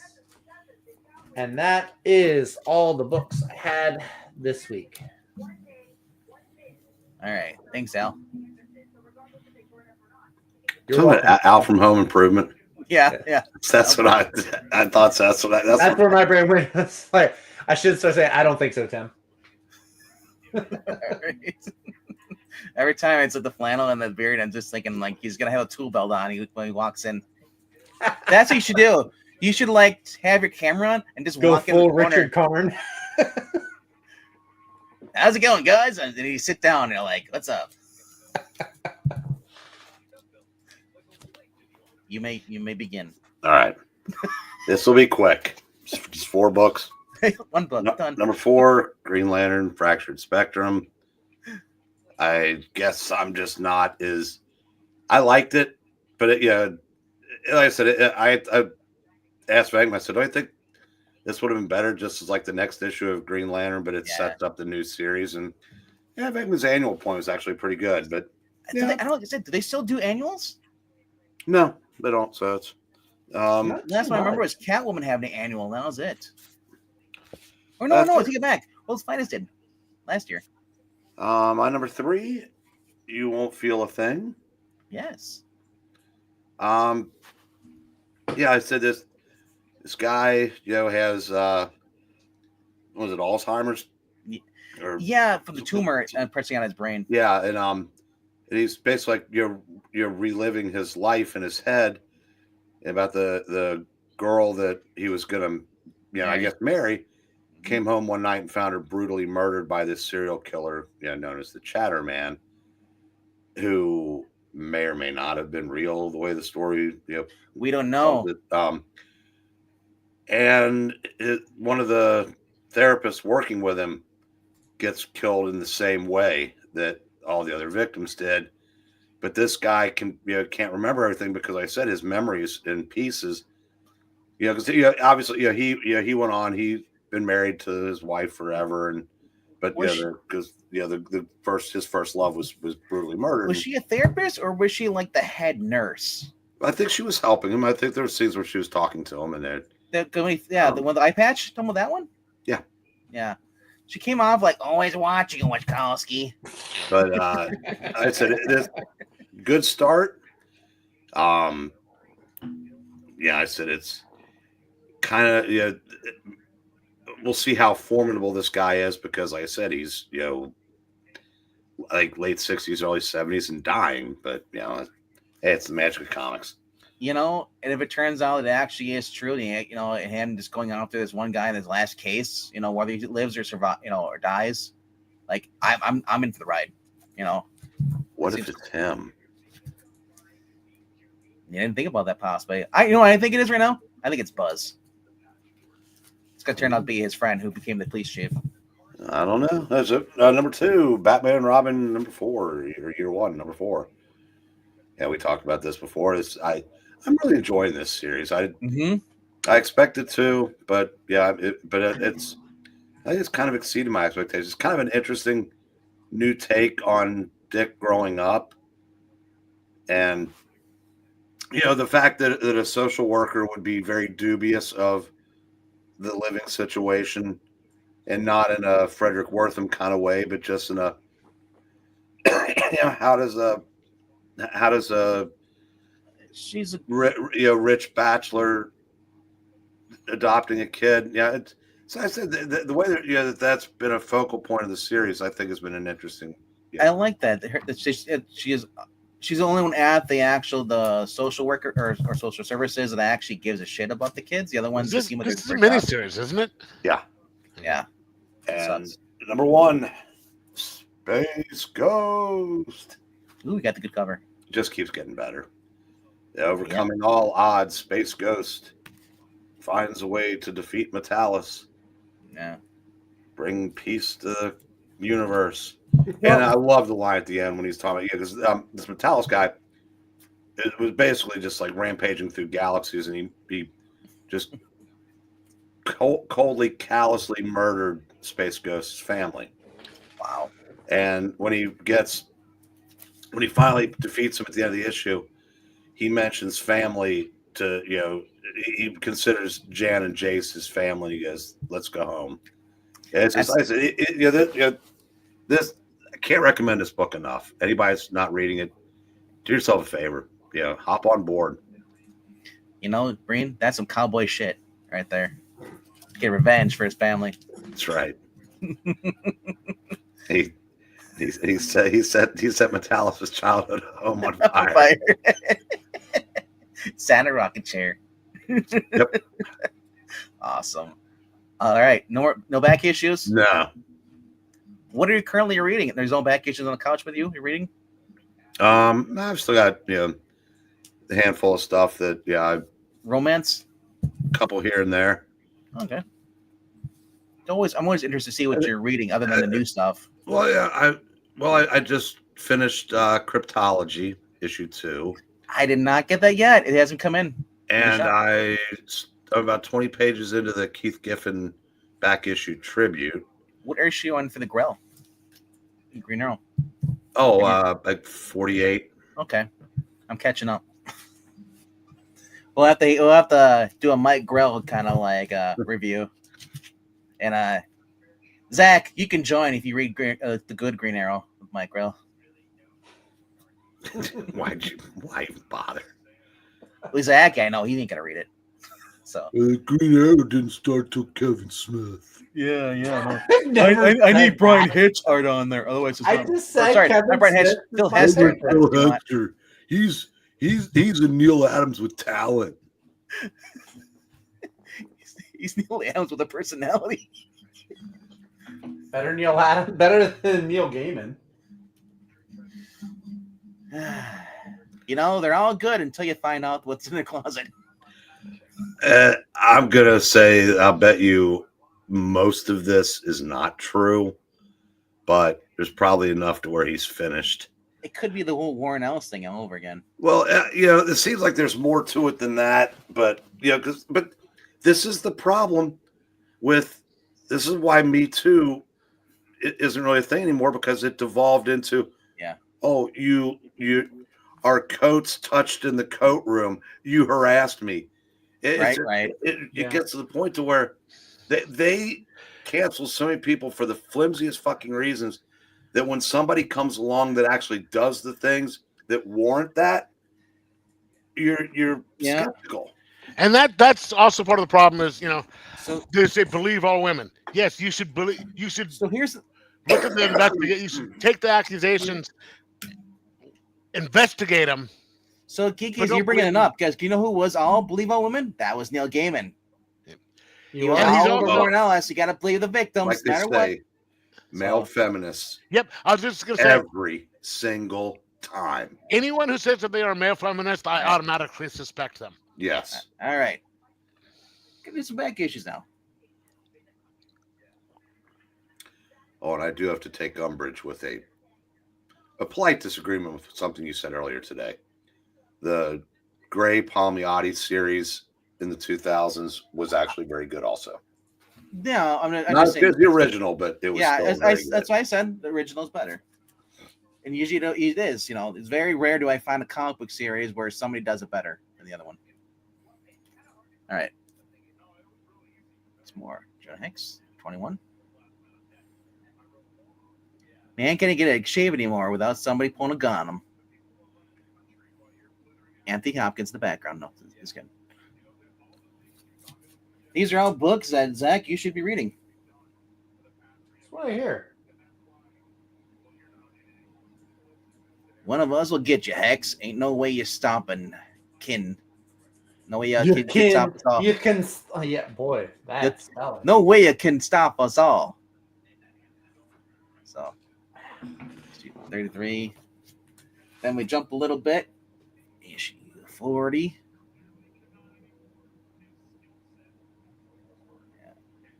Great shooting. He nailed Hex. Real good. Let's go. Oh, look at that. Spill Goins. That guy's got a point. Yep. So. Then we get to 41. And this is your chance. Last chance. Collard, shoot him. Or we'll both hang. I can't. Got the people on the ground. Yep. All right, then that's it for the Jonah Hex. Now we jump over to Detective. Oh wow, very cool. Yep. Was that 369? Yep. And just think, there was according to some animation, there's been an involvement with her by both of them. Batgirl breaks up the dynamic duo. Robin's like, bro, you have Catwoman. Let me have this. And then the fun don't stop. Oh, now we're talking. There's 8 of those 100-page detectives. And it has the Manhunter series in it. Wonderful, wonderful books. Like I said, I came across that, and I was like, cool. They weren't expensive. But then we switched a little bit. We go to a different series.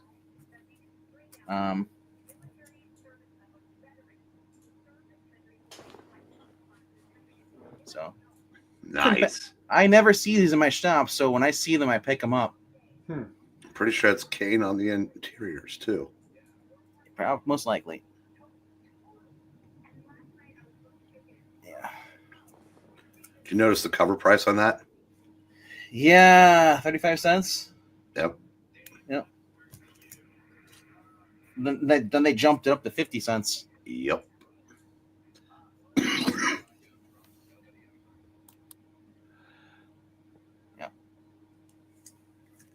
And who's he teaming up with in that one?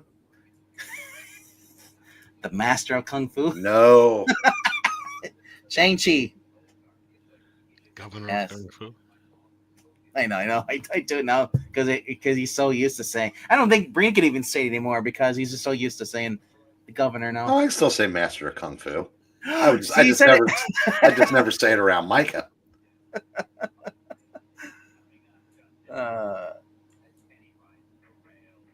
So, yeah, these they weren't too expensive, you know. And of course, they didn't have number 4, so I'm kind of pissed about that. But well, you know why number 4 wasn't there? It's a major key, probably. Well, it's not a major key, but the Punisher story is worth more than like the next 3 of them put together. So yeah, I mean, you can find a kind of a reader copy for 20 or so. Yep. Lurker in the Swamp. Then the final issue. And that's a reprint of annual number 4. Yep. So,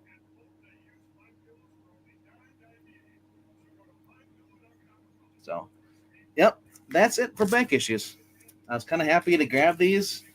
Like I said, when my shop stops carrying the books I want, I can start going for. And I always go through at the bigger box store, because they usually have stuff. You had a great week at the back issue trough. And we're gonna have at my actual mall right here. There's gonna be a free Comic-Con going on this weekend with comic vendors stuff. So they're gonna have toy collectible stuff. I'm gonna go there and I'll probably bring some cash just in case. Oh, I'll tell you, as much as I love the comic shops, shows are the best place to find back issues now because, especially because like I said, they love to go home with less weight than they came with. That's why you go on. That's why you can get some of the best deals on Sunday. I'm actually really bummed. We had the big fan expo in New Orleans this past weekend. I didn't get to go. Jeremy Adams was there. I wanted to take an issue of Flash or something down there. So it's going to be, where did I see it? We've got our Comic-Con coming up at the end of April. So it's a free event, January 18th, 19th, in the mall. It's a comic and toy show.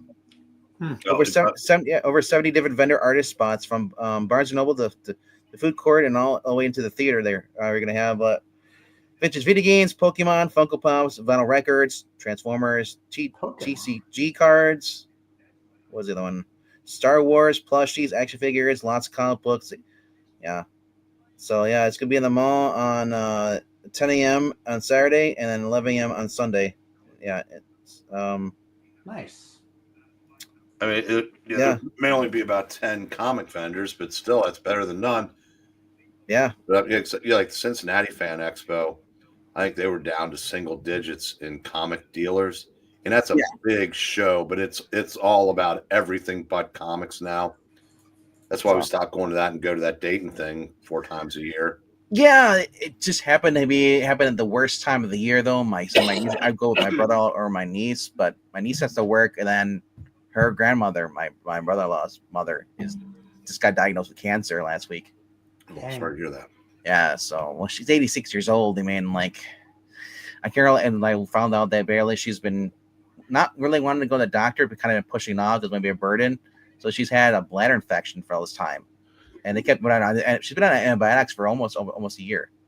Wow. Yeah, and yeah, that's why she got bladder cancer. So they have to remove the whole entire bladder, pretty much. Ooh.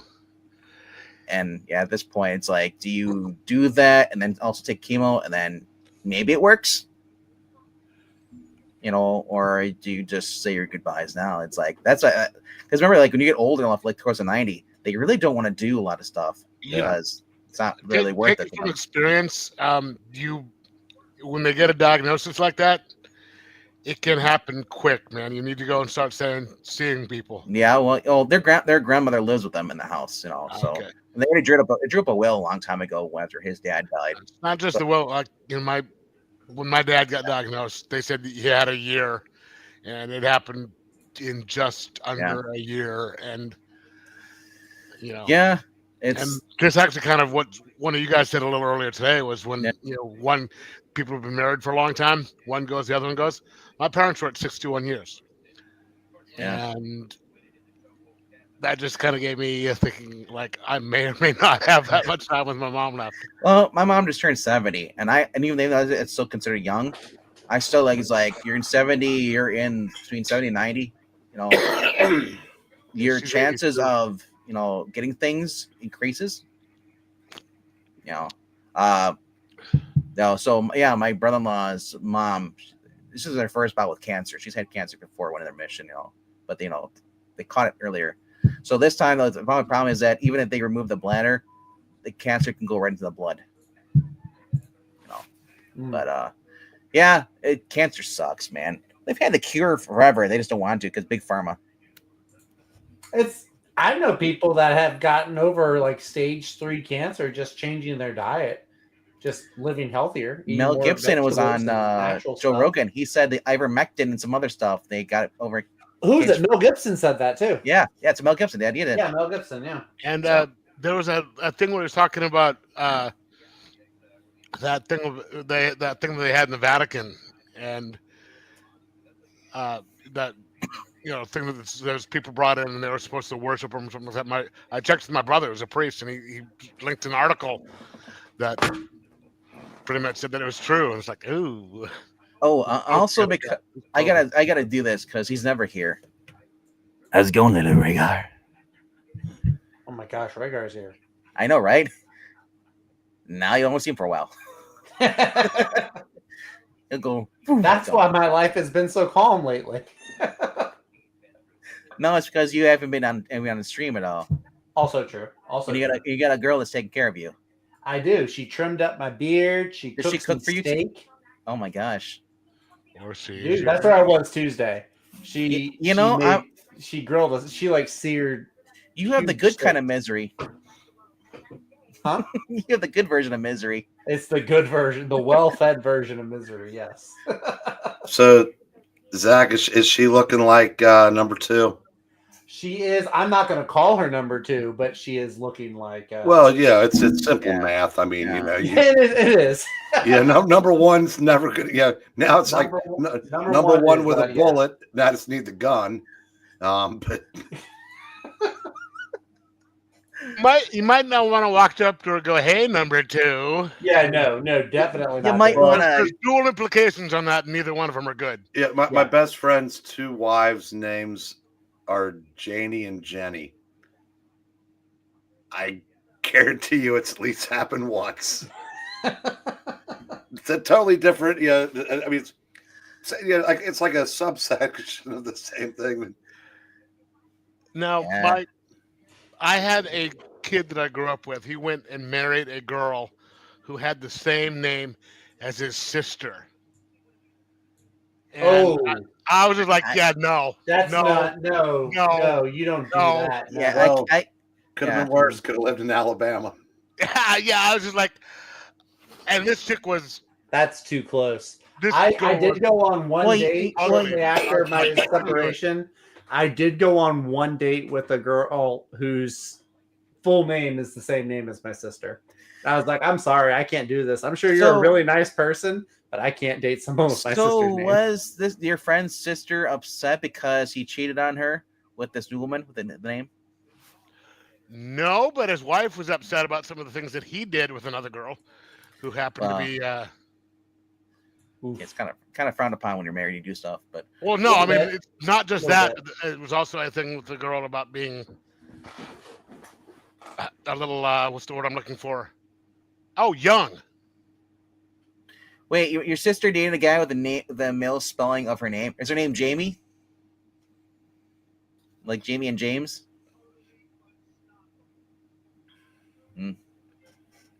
Yeah, that's weird. I could do it. I just can't be a woman who looks like my sister. Yeah, I mean that's Joe Dirt. Yeah, that's just. I'm her sister. I'm her sister. It's like Aaron and Aaron. Yeah. That's. There's a simple solution to that, there, Clint. Aaron, and that's Aaron. Yeah, that way there's. Hey, Iran. Pronunciation of Aaron. So who's your husband? Iran. What? No, but the important question is Aaron bald? Because we know 3 bald Aarons. That's actually my middle name is actually Aaron. So. But I know 2 more. But I never go by that. But I never hear nobody says that my middle name at all. It's a good thing that your mom didn't reverse those. You'd be bald. Or I could be a baseball player. I don't know. Or a comic artist. You know what? You know what? If it was reverse, I would be bald and I hate AW. There you go. Or I love comics but never talk about them. Or just be a nice, normal comic book artist. There you go. Or I could be an actor. Speaking of which, Aaron Eckhardt's got a new movie out. Does he really? Is he still making movies? I love Zach's response. I knew it. That's Two-Face, right? Yeah, it's Two-Face. Two-Face. He was also in some movie where they go to the middle of the earth and like do some weird. Frankenstein. He was in Battlefield Los Angeles too. Yep. He actually filmed that here. Thank you for smoking. He wasn't. Thank you for smoking. You're right about that one. Yeah, Aaron Eckhardt's he's a good actor. It's just like he's become like B-list movie actor, which sucks. He's pretty good. He's got a new one like where he's a spy again, and now he's with the company he worked for. He used to get his ads. He used to get his jobs through classified ads. So then, like his daughter joins with him because she's also working for Langley, and now it's them two against like the corrupt people who want to take him out. It's like a father-daughter spy thing. I was like, man, let's hope it's not as bad as the Arnold Schwarzenegger one. Yeah, dude, I liked Frankenstein. I thought it was actually decent. A lot of people hated on it. Los Angeles, it was okay. Dude, Battlefield Los Angeles is awesome. I love that. And but Escape from LA was horrible. And why do you gotta bring it back to that every single time? But LA is becoming the LA from Escape from LA. You know what though? If I want an alternative Escape from LA, but they're in Louisiana. No one gets out of LA. Not that LA. They turned Louisiana into a prison state. Well, we do have the big Angola prison down here. It's like one of the largest prisons in the country. Zach, did I ever ask you if you watched Treme? And if so, what was your answer? I don't think you did, and I don't have an answer. Oh, I'd take that. That would be a no then. Have you heard of it? Treme? No. Yeah. It was done by the people that did The Wire. It was set in New Orleans. The guy that two of the Wire cast members were in that show. Okay. Steve Earle was a regular. Steve Zahn, you might know that name. I know that actor. Yeah. Yeah, he was in it. John Goodman was in the show at the beginning, and he left after 9 episodes, something like that. So he had his character kill himself. It was great. It was a very good show. If you like Cajun Zydeco blues music, you hear a lot of really good stuff in that. And okay. It was going to last 3 years, but they gave it a 4th season so they could celebrate Obama's election. Yes, it is. Yeah. But the show itself didn't lean particularly left. They were actually fairly even-handed in the way they treated the Democrat and Republican politicians, in the show. But they were also, but the show was, a lot of black cast members, and if you remember back to 2008, most of the country was very happy about it. We just didn't find out till later that why we shouldn't have been. Yep. Not that McCain would have been any better, but No. Right. I just realized next Monday, Reacher. Next Monday? Next Yeah. Monday is Inauguration Day. I know, So but think a lot of Reacher God, drops. that must- But I hope there's a new season of Reacher. I thought Yeah. Reacher was February What? 20th. Oh, is it February 20th? That's right. Yeah, that's right. No, it's Okay. not the 19th. I think it was 19th. My bad. I'm still in January. I didn't even know there was a new season of Reacher coming. Yeah, but actually, Yeah, you know what but- I've been enjoying is the Rookie, the return. The Did you Rookie hear came about back. the Yeah, Rookie? last. I think it's not. I hadn't seen the new episode this week Dude. yet. So yeah, I didn't watch Tuesday's episode, but I watched last week's episode, Return. I'll be right back. It's just been fun. I love the guy who plays Wesley. Yeah. Yeah, and he in that episode he comes back, he finds out because he's going through like all these. Remember the therapist got in trouble. He's like the IA guy now. Yeah, He's yeah. going through everybody's Attorney. personal business. Yeah, instead of he works for the DA, but he's in charge of like defending people instead of prosecuting them. Yeah. And I love he finds out what the guy says about his wife, one of the detectives, and he's like, and so the whole time he can't say anything legally because he's going over the tapes that they were recorded by the therapist. The one that, what was her name? Daniel Campbell, the one from what was it called? Originals. Was that the psychiatrist? Yeah, she's a psychiatrist. She was on the original. She was a witch in there. It was like Daniel something. Her name. But anyway, so like I said, it's just a very fun episode. Jenna Dewan's not in this episode. I don't know when she's come back. Remember, she had another kid, so maybe this time she might be out for a couple of episodes. But it's cool to see Nolan basically like coming home to an empty house. He's like, you should come home. Like, she's there and like says, good job. It's at the end of the episode. He's like, good job. He's like, it just feels weird. Yeah. Well, that was last week's episode. Yeah, there's last week's episode. I'm saying I was like, I like seeing this in a new angle now. Now they have new rookies now, and the just Texas like one is fun. I like the Texas one. love. I swear I've seen that actor before in something else. He looks familiar, but I like him though. I think he's. But good. like I said, The Rookie has probably been the best ABC show in a long time. Probably. They're on season 7 now. Yeah. So like I said, if you guys are looking for a show to watch, like you like some camp, you also like watching Nathan Fillion, and it's not really a cop procedural show. It's not like NYPD Blue. This actually has some like personality to it. I would recommend it up there with Bosch. I like it. It's a little more lighthearted with some serious stuff. A lot of guest actors. Bosch was good until the last season. Bosch is wonderful. You get that shit out of here.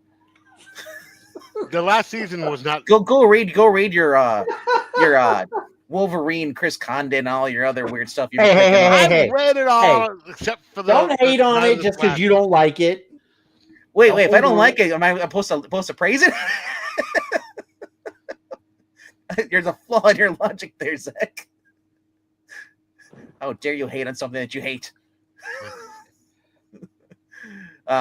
Dude, the Connors. Oh my gosh, why'd you bring that show up? I hate this. No. Yeah. The Connors. Marani, if you like it, I don't. Is the entire series a Rookie on Hulu? It's on Hulu. The whole entire from season 1 all the way up. Yeah. Okay. That's how I watch it. Yeah. I want to start a direct channel for direct competition to Hulu and just call it Hoops. Oh, what? Hoops. Hoops. Yes. It's gonna be this all about Direct competition to Hulu and call it Hoops. Oh. I see what he's trying to do. Yeah. Good luck. Yeah. Disney will kill I you. don't like it, but I see what he's trying to do. No, I didn't say it was good. I just, just like I wanted. There's a company, an agency in LA or Century City called Paradigm that I had to make some deliveries to, and I was telling them that I wanted to make a company to compete with them called 20 Cents. And No. There's already one called 33 cents. Jay owns it. Right. No, another show I liked on ABC was Whiskey Caliber. Short-lived. That was one season, I think. Yeah. But I liked it though. You had opposites, FBI and a CIA agent, who basically forced to work together, and kind of opposites attract, and just basically, just doing spy stuff. Had the girl, Lauren, what's it, Lauren something, Lauren Calloway, Lauren something from The Walking Dead. She's Maggie in The Yeah. Walking Dead. that girl. Yeah. She was also in Chuck too. Lauren I think a Cohan. lot of people forget she was in like season 4 or 5 of Chuck. Yeah, Lauren Cohan. Yeah, well, yeah, she was hot in Chuck. Yeah, she was also in She one really was, though. in one movie. She was also Martha Wayne, Yes. She and was. She's also in Catch 22. and Negan was Thomas. Yeah, Yes. that was weird. That was weird, man. I'm just gonna say. In I an think that alternate was- universe, Negan got some. I don't like that. I don't like that at all. That's In their universe, Glenn was Bruce Wayne. Their kid that got bumped. I don't care for this analogy at all. It's awful. No, but like I said, ABC's there's been some good shows. Modern Family was really good. I like Modern. I like parts of Modern Family. I like the dad a lot. I like Phil. Yeah. Honestly, the show, it was just funny. It was one of the most natural funny shows. It was Modern Family. But I said, if you're looking for shows to watch, The Wire, The Shield, like I said, the Rookie's good. Bosch, even Bosch Legacy is a continuation of that. I've been watching. I have the first season of The Shield. The black cop in there. The good guy one. Lawrence Reddick, or no, wait, The Shield. No. Okay, the Shield. Is that That's the one with with that is the one with the commish, the thing. Breen would know who is. The dirty cops. The Shield. But there's one of the cops in there who's a good one is in prison for murdering his wife. Which I thought, Michael Chiklis. The Thing. Yeah. Yes, that's why I said The Thing. I mentioned he played The Thing. He was also in Gotham too for a minute. Yeah. But yeah, he is still the best Ben Grimm. The guy from The Shield, there's a cop who played one of the only good cops on the show, is actually rotting in prison because he killed his wife. I thought it was kind of funny. Oof. I mean, not that he killed his wife, but or that. Nice save. She couldn't make a decent sandwich. No. March 2025 is when Bosch Legacy comes back. Nice for the final season. So I really hope they don't go the whole way of the book though on that, because the book had a sad ending. Oh, hey, Rhaegar, what was your rate? Used to watch The Shield and then in the Navy with what do you say that? With friends. I read Rhaegar. It's a dumb reason people hate those movies. I love those Fantastic Four movies. They hit, got flaws, but what they I were hate? great movies. No, So not the your rank, your rate. Wait, are you asking how much? What's going on here? No, I asked Rhaegar what his rate was, and he gave me his rank, and I wanted to know his rate, meaning his job, his MOS, his. Oh, okay. When you say rate, you're asking him like he's a prostitute. How much you? No, if he's in the Navy, he'd understand. What's it going right there? You're in the Navy, bro. You're putting out. If you're in the Navy, he'd know what I'm talking about. Your rate was your job. But the rest of us don't know E5 that. is a rank. Yeah. We're talking about that. Tulsa King, season 2 just wrapped up. Garrett Hedlund's in there, the guy from Tron Legacy, the kid that's on there. He's been doing really well in there too. Just a fun show. The old man surprised me as much as a Kamala bitch he is. Jeff Bridges. It was a good show. John Lithgow carried the season though. This season was really good. John Lithgow's been a fun actor to watch. I never would have thought I would see him back on TV again. Well, John Lithgow can play just this. He is fantastic at playing really creepy bad guys. Yeah, he was great in Dexter, but he did one before that in this movie called Ricochet with him and Denzel Washington. I've Yeah. never heard of that movie before. Oh my God, I'm fucking with you, bro. Oh, okay. He's heard of that movie before. We reviewed it on Extreme Movie Show a Okay. couple years back. That was such a good movie. Yes, and then he frames Denzel Washington. Looks like he had sex with the hooker, and after drugging him up. And Spoilers. I'm just kidding. Zach, you're never gonna watch it. It's Denzel Washington in it. I do love Denzel Washington. Only was when he's teamed up with a white guy, right? Ronnie, I was a signalman, so I worked right along with the radio man. But Twidgets. But yeah, Rookie is what I'm currently watching, and I think Zach's watching that too. What are you guys currently watching on TV at home or anything? Any TV shows? I'm watching. Tim Allen has a new sitcom he just started with Kat Dennings called Shifting Gears. I didn't get a chance to see the first episode yet. They've got 2 out right now. It's all right. I mean, it's very early on. I like Kat Dennings though. Sean William Scott is in it too. I know Stifler. So I'm watching that. Jay's watching Tulsa King season 2. Man, like I said, that's a fun show with Stallone. I never expected Stallone to be in a TV series that would be just that great. Izzy got me into watching a crime show called Will Trent recently. Oh, okay, that's the ABC one, right? Where he does. I think so. We saw it on Hulu. He's a profiler, right? Kinda. He's like a dyslexic detective from Georgia. He's Monk. Ish. Well, Monk wasn't dyslexic. Monk was OCD. Monk was OCD, germphobe, but yeah. But I think his shtick is he's just really dyslexic. But how's he a cop then? We only saw the first episode, but that was pretty good. Yeah. And then we watched it. She'd never seen Firefly before, so we watched the first episode of Firefly. Nathan Fillion, the years have not been very kind to him. Well, he's like almost 60 now. I mean, that was like 20 years ago or so, but still. Well, hey, Miranda Baccarena or whatever his name is, time has been really good to her. Time has been so good to Christina Marina Baccarin. And I don't think she's had any work. And Gina Torres, too. So Gina here's my Torres question. Still easy. Christina Hendricks, boob job or always been that big? I never watched Always. the series. Always? I think they're natural. Oh, yeah, it's hard to tell. Well, days. you know, Alan Tudyk was on there too. Alan Tudyk. Resident Alien comes back soon. So Summer Glau. Everyone forgets about Summer Glau, but one person here is a fan. Yep. Well, okay, I want to. Summer Glau, the killer of all shows and movies. Jack Ryan. Terminator was not her fault. We do not blame that on her. See, Clint was just talking about Reacher. I liked the first 2 seasons, but after what's his name opened his freaking mouth about that stuff, I don't know if I want to. You know what though? But it doesn't change the show though. No, doesn't bother me. I'm still going to watch it. I can separate dumbass, actors from the actual content in the show. 100%. Yeah. But yeah, Reacher's great. Terminal List is coming back. Yeah, it's getting a season 2. I think they're filming it this year. Yeah. That was Summer Glau's best role was on.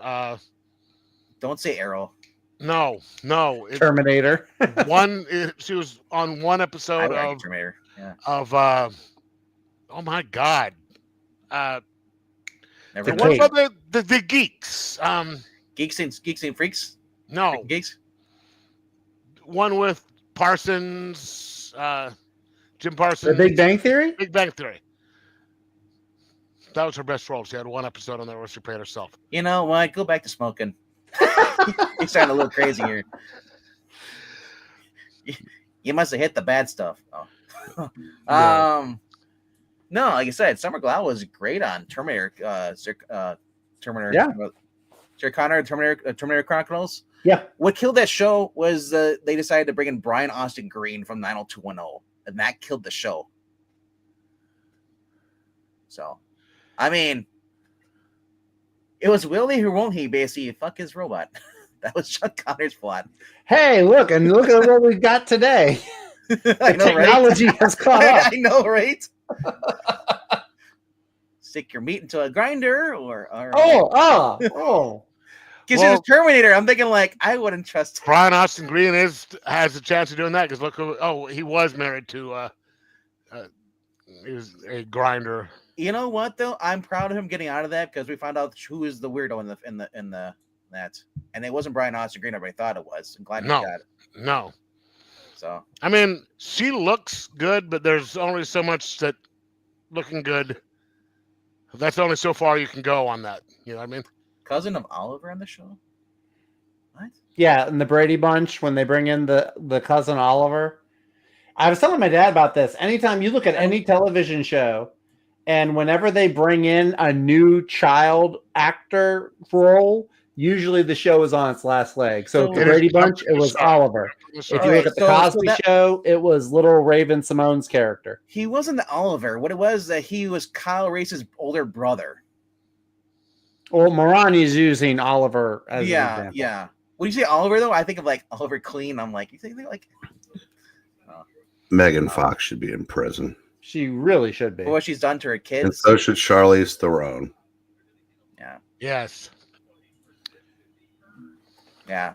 When you're doing that to kids that don't know any better, But it's virtue signaling, and it's the good thing. That means, you know, Oh, if you keep your kids from doing that, that's when you're supposed to go to jail. See how Welcome that to works? hour 3. We're in hour 3 already. I have two. well, when you get 12 out of 16 years of the left in charge, this is the result, and hopefully that'll start reversing, because I said It it's, already has. well, I mean it'll take years to run the numbers and figure out if there's a decrease, because I mean over like the last 20 years, the number of people identify themselves as part of the alphabet mafia went from under 2% to over 20, and that's not genetics, that's genetic programming. And where I think you're it's getting also that, a lot of kids trying to be famous and popular too. well, but that's, you're not only you're taught and Yeah. encouraged to do that in publicly funded schools. And have you seen some of these teachers on the videos where they won't put up the flag, but they'll have the American flag, but they'll have all these stupid different kind of other flags up there, and Well, have them pledge allegiance to that stuff, and it's Yeah. Salvation is still leaps and bounds better than the last 2 Terminator movies. I like Salvation. Yeah, I like actually. that. The one, I always forget his name. It's Samuel or something. Worthington. Sam Worthington. Sam Worthington. Yeah, he was like the big action star there for a few years. Well, But- remember that was Ben Hurt. For a while, Oh, Ben but Hurt. yeah, he was also- in Clash of the Titans, Wrath of the Titans. He was in Avatar. Ben Hurst was, or is it Ben Foster? Is it Ben? I can't Ben remember what it was. Foster was Angel in the third X-Men movie. So I think- he was also in The Mechanic, right? That's the same guy I'm talking about. He was also in Pandorum. I have no idea. Also Hostage with Bruce Willis. Like I said, a lot of these he was basically Jesse Pinkton before Jesse Pinkton came around. You know what? I think also what killed the Salvation movie was they gave away the big reveal in the trailer, so people just didn't see it because they knew. So what here's was the coming. problem. Stop I mean- watching trailers. They're not worth it. Now they get teasers or trailers because you guys can watch them. Yeah, they do. And by the way, none of you guys mentioned Nathan Fillion's best role. Green Lantern. No, Obviously, no. Yes. Santa Clarita Diet. Oh, Played the head in the jar. yeah. Yeah, I liked him better in Two Guys, Girl, and Pizza Place. That was his first acting job that he did. with Ryan Well, I'm Reynolds. kind of being tongue in cheek about that. I know. But it had No, it was Drew Barrymore, Timothy Oliphant, Nathan Fillion, and then these Yeah. 2 kids that were just every left wing cliche, protested things they didn't know what they were protesting. They just wanted to protest, and those 2 kids stole the show, and that show was very, very funny. Sort of like a PCU. Sort of. yeah. I've never seen that, so I don't know. It had Is that with Jeremy Gibbons? Piven, yes, Pivens, yeah. yes, and Wow, what I is read his that name name? well. That was they just slam all the protest people and stuff like that, and it was hilarious. Jeremy Pivens was in that in another grocery store movie too. Well, I had to blow my nose, so I had to mute myself. But when I heard Jeremy Pivens I said to myself, well, I haven't heard that name in a while, right as you were saying it. Yeah, I know, loud. right? Yeah, so Entourage. Yeah, Yeah, I think that's the big last role, thing. right? Yeah, I actually first saw him was Dr. Jekyll and Mrs. Hyde with Tim Daly, and who was the guy who was always on? He was in Independence Day. Rip Torn or no, the gay guy. Which was Rip something? No, like wasn't it? I don't Rip think that's the Taylor. same guy. Rip Yeah. Torn was in Men in Not Black. Rip Torn, but his name started with a Rip though. That was Rip Taylor was the flamboyantly gay yes, guy. yeah. The Yeah, guy Rip with the Torn harsh is- yeah. smoking voice like this. he was in that. He was in that movie, and so was Ned from Groundhog Day. It was such a weird movie, quirky movie. I was like, Tim Daly's been in a lot of weird stuff. He was so. My first experience with Jeremy Piven was PCU, and that was pretty funny. Him and David Spade. I gotta look up more Jeremy. I've Piven actually movies. seen David Spade live. He was opening for Dennis Miller Was he? in Seattle. Oh man, I would love to see David Spade live. David Spade. I saw him a couple years back, right after COVID or before COVID. Yeah, I mean it was fun. Yeah, it is Lucien, but yeah, I saw Piven. I mean, Spade opened up for Miller, so it was back to back on stage, and I was laughing my ass off. Piven's in Family Man, Sir Deputy, Old School, Entourage, The Goods, Live Hard, Sell. That was that was hilarious. Yeah, he's been in quite a few things over the year. He was in Rush Hour 2. PCU was his big thing though, back in 1994. You know, and then yeah, they That's did. how I found out about George Clinton. Yeah, I found George Clinton in that movie. So here's something interesting. Hmm. Yeah, the 1940s. You know, what the 1947 baseball season is famous for, right? We're all about to learn. Yeah, we're all gonna learn. Well, it was the year Jackie Robinson broke the color barrier. Oh, 64? Up until yesterday, one of his teammates was still alive. Wow. dang. Yes, the Tommy Brown, last living member of the 1947 Dodgers, dies at 97. My take was somebody was still alive from that team. Jeez. Because the last guy from the 52 Dodgers just died. And I thought, can't be. You had David Lynch, Bob Uecker, and then that guy. So that's the third celebrity death. No, I don't think anybody knows who Tommy Brown was, but he Now we does do. have a record that will probably never be broken because he hit a major league home run before he turned 18. It was 1945, and the players hadn't come back from the war yet. But here's my thing, and you're going to see a lot of people who are born in their 1930s are going to be passing away this year. They're all up in age now. oh yeah, think about that. I said if my dad were still alive, he'd be 93. Yeah, It'd have been nice if he made it longer than 70, but it's because it seems like every decade, whoever is from the 30s, they're working their way up is basically croaking off because they're getting closer to 100. it's hard to believe. I said because when I was growing up, the 50s didn't seem like it was that long ago. No, And the people still look young, and they're mostly gone now. I mean, are very, very old. yeah. I was born in '69, so yeah, 50s was when I was in my teens in the '80s. Yeah, 50s was only 30 years before. it's weird. And I'm watching wrestling, and they're the same age as me, or younger. It's hard to believe. I think about 30 years before I was born, we were dead nuts in the Depression. Roosevelt had just been elected for the first time. And I think you go back 30 years from today, Yep. and it's the last time the Reds won a home playoff game. And there was a Clinton in the White House. Oh, Well, yeah, I said I was actually having that discussion with the editor of Green Hornet and Miss Fury.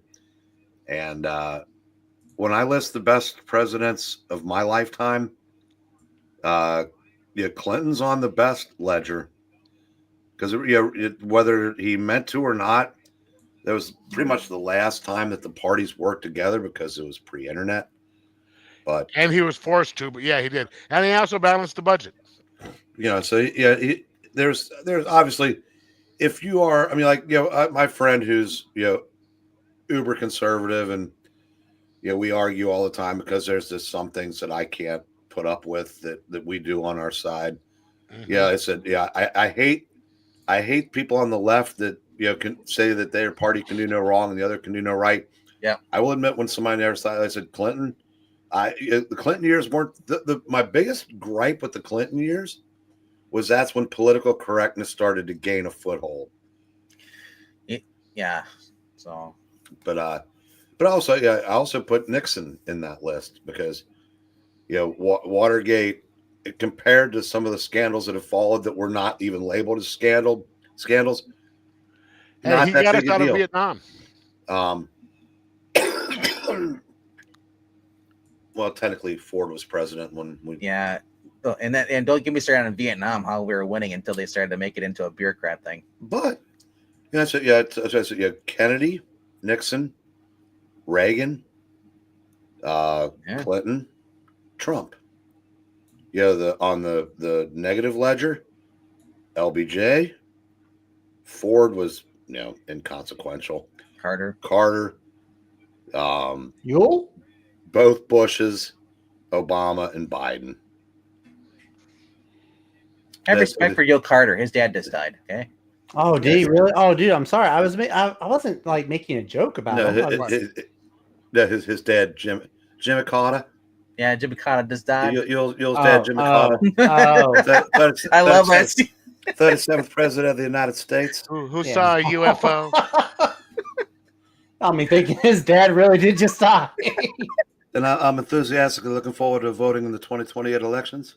And he had one of my favorite things to watch. You see Trump and Obama sitting next to each other at the funeral. That's the only thing I looked up for during his whole funeral was just looking at them two sitting next to each other. Kamala Harris looks back at them and they stop talking. Then she turns back around. They start talking again. Somebody did a lip reading thing and just had a conversation. And he's like, "See the Hillary? Yeah, the bitch still hates me."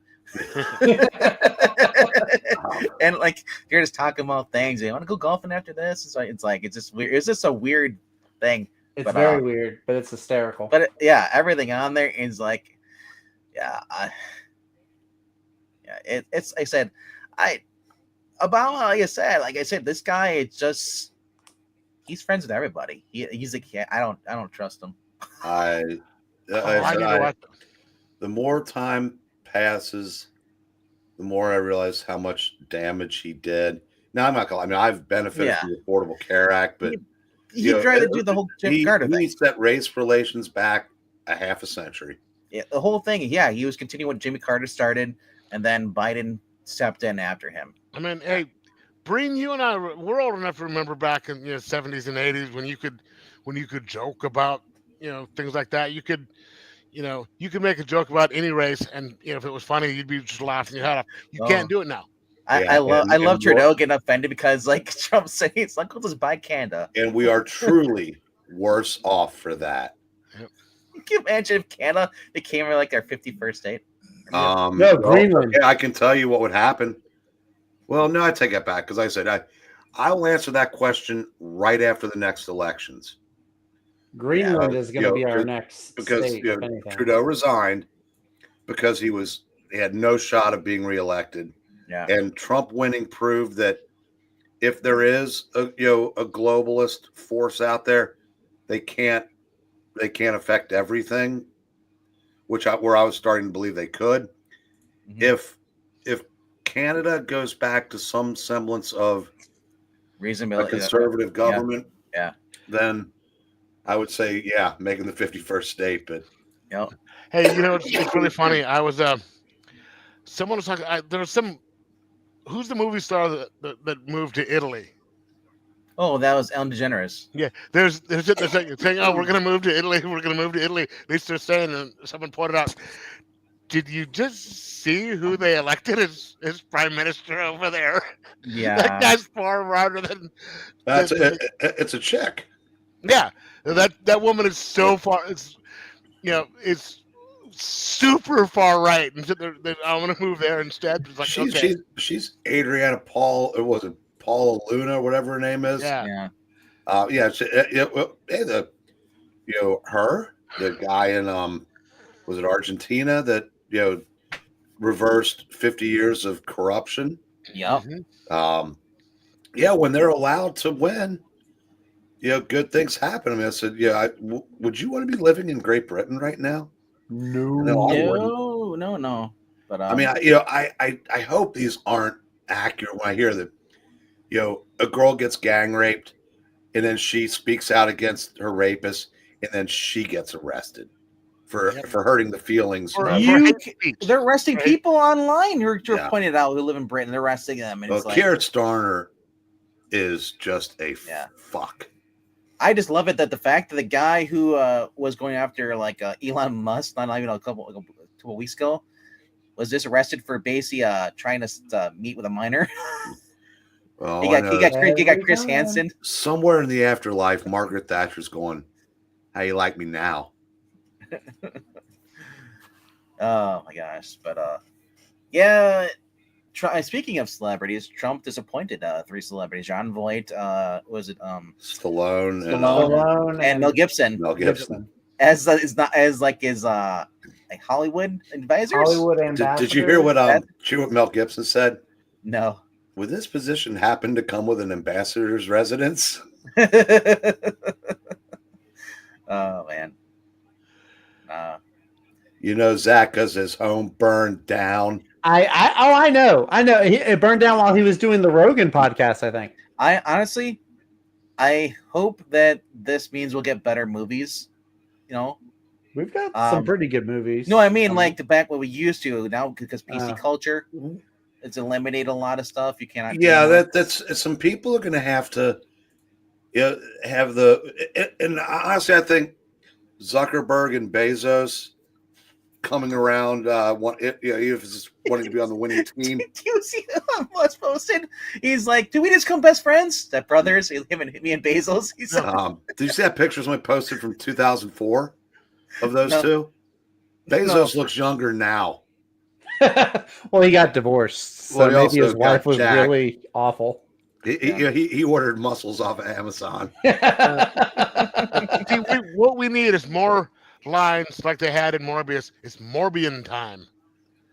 Dude, the more I listen to Mel Gibson speak, the more I'm just entertained. The guy is very actually smart, but they write him off saying he's a crazy guy, hates Jews. Well, of course. He's the one who directed a movie about Jesus. That's why you don't see Jim Caviezel in anything either. No. Because after he played Jesus, the one show he did have one show. And it went for several seasons. I forgot what it was called. Speaking of movies, Working Man's coming out with Jason Statham going after child traffickers. I saw that.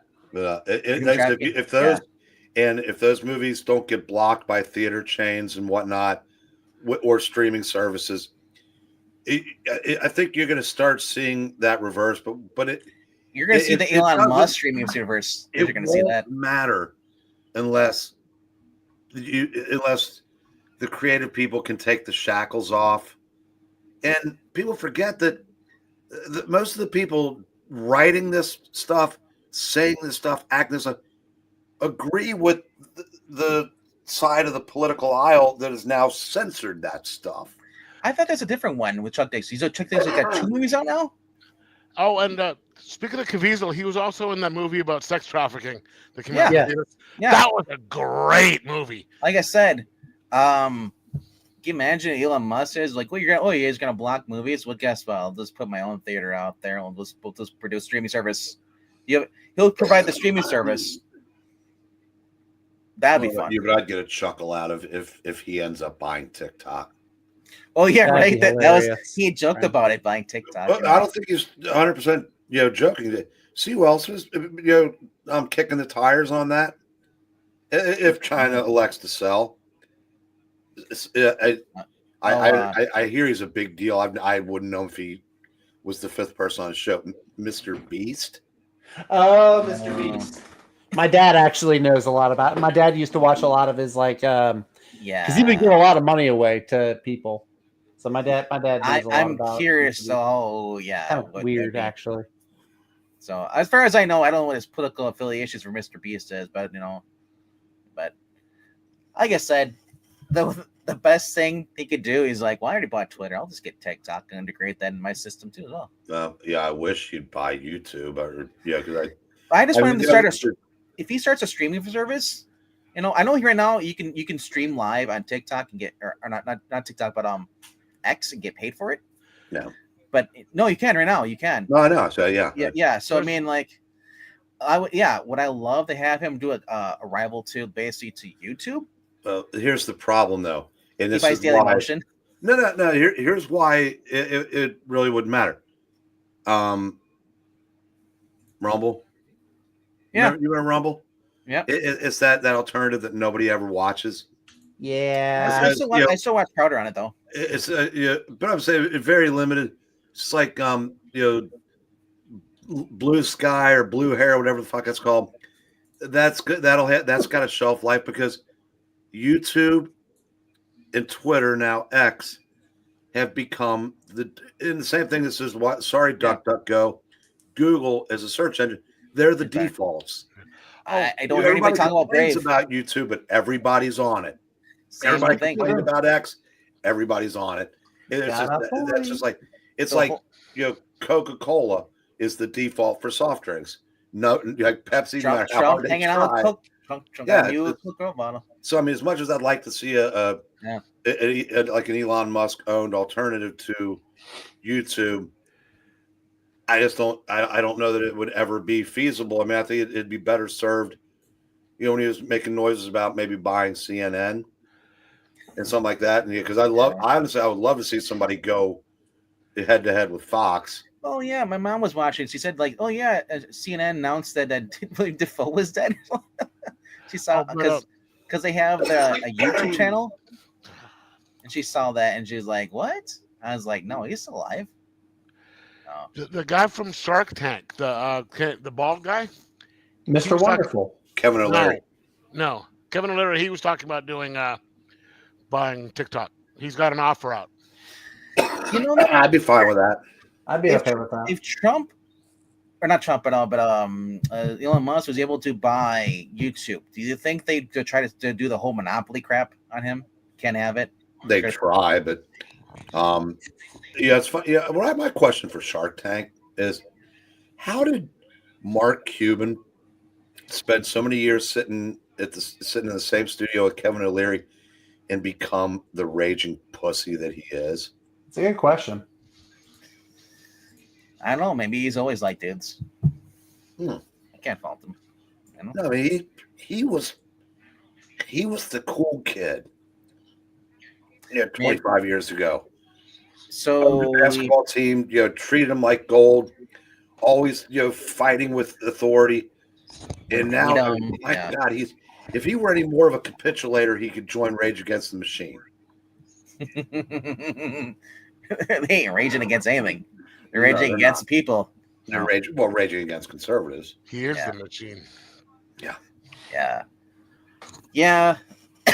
But like I said, if Elon Musk buys YouTube, you're interested to see what changes around this. Will the payouts change, or as far as the qualifications to get monetized, will that change? Everything, or will it stay the same? I have never understood what content would get banned and what's allowed to stay. Yeah. Actually, they'll demonetize somebody for showing a picture of a scantily clad chick for a second, but then there are hundreds, if not more, channels where chicks just model their underwear, and that's their channel. So I said, how do they get away with that? But like, there's life bloggers that do that. If we show a sexy She-Hulk cover on a live stream, we get demonetized. Explain that, or as the kids say, make it make sense. If my channel's marked 18 or says not child friendly, why demonetize me for showing that then? Yeah, I don't get it. This is not marked. It's marked, and whatever happened to the whole thing. Remember, you had to they had that was it last year or year before? Like they put a new rule on something like for child. I forgot what it was. It started. YouTube did a new thing. Yeah, there's like the all ages. They're trying to go after people, adults. Yeah, that you can specifically create videos for. And then But- they're talking about like going after and arresting people or something like that if you broke this one CSC law or something like that. That was called. But remember how many conservative channels got buried right before the 2020 election? They weren't this time. To YouTube's credit, Yeah. far less of that. Well, it's no longer Susan; it's a guy in charge. Well, I'm not sure I'm sure right. they have similar politics, but maybe he's not as emotional as she is. But they said, and I'll say this to the day I die: Elon Musk doesn't buy Twitter. We're watching Kamala's inauguration. Monday. Oh yeah, definitely. And the country would be over. So some comments in here. Geekeasy was supposed to be Cyclops, but instead he's starting frequency. I can't see that at all. Neither can I. The passion of the Cyclops. Passion of the sick lips. Yeah, sick lips. That would be a really weird choice. Gibson is the resurrection of the Christ. His new movie's coming out next year. The Resurrection of the Christ. Yeah, he's doing an acid trip. Yeah. Speaking of Mel Gibson, Rob and I are reviewing Mad Max Sunday. You know, Maranya, I hate that you're 100% right on that. And again, that's something else that's got to change, or nothing will get better. I said this idea that women appreciating female beauty, that's okay. Men appreciate it. No, that's not. Yeah, that's got to change. So one of a man's and going around his undies and body paint, is that empowering for the man? No, but let me do a video on that, and I'll see if as we know that we're in the great correction right now. We're making up for all those years of misogyny. Bringing it back to music. Were we on music at all? We were before. Yeah, we talked about Nickelback, bro. So no, we weren't. God, so you talked about the worst music. See, I can't. You're exactly what you talked about, Brian. Yeah, you're talking about people just like that comment right there. Yeah. No, I was gonna bring it back to. I listened to Linkin Park after Chester Benningfield. Oh, did you see the new lead singer try and do that stage dive and she planted? No, but that's how I was talking. Oh, yeah, I was gonna talking. My original point, getting into it, I started listening to her songs, and I just think she sucks as a singer. It's disrespectful to the band. I understand they want to move on, but it's not like you're going on with the Cars when the lead singer died, that the new singer actually put out good songs with the band. Maybe they wanted that. Maybe they're going for that Evanescence vibe. Yeah, that vibe is 20 years old. That is an old vibe. Yes, it is. But that woman had an incredible voice. Evanescence. I kind of like her voice. No, she does. But... Evanescence, she's got a great voice. But that woman. No, the new one, the Linkin Park one. Oh, I know a lot of people were. It's just I'm just not a fan of it. I mean, obviously, some people are okay with that. I mean, I was like, the dude is dead, and now I guess this is their way of honoring his memory by replacing him with a chick. It doesn't sound, and then the whole sounds changed too. You had Fort Minor or whatever his name is, the guy who's trying to rap, and then here you have her singing. It sounds whack, bro. It doesn't sound anything close to the style that you had before. Well, she just can't hang, bro. That's an entire genre that I've never.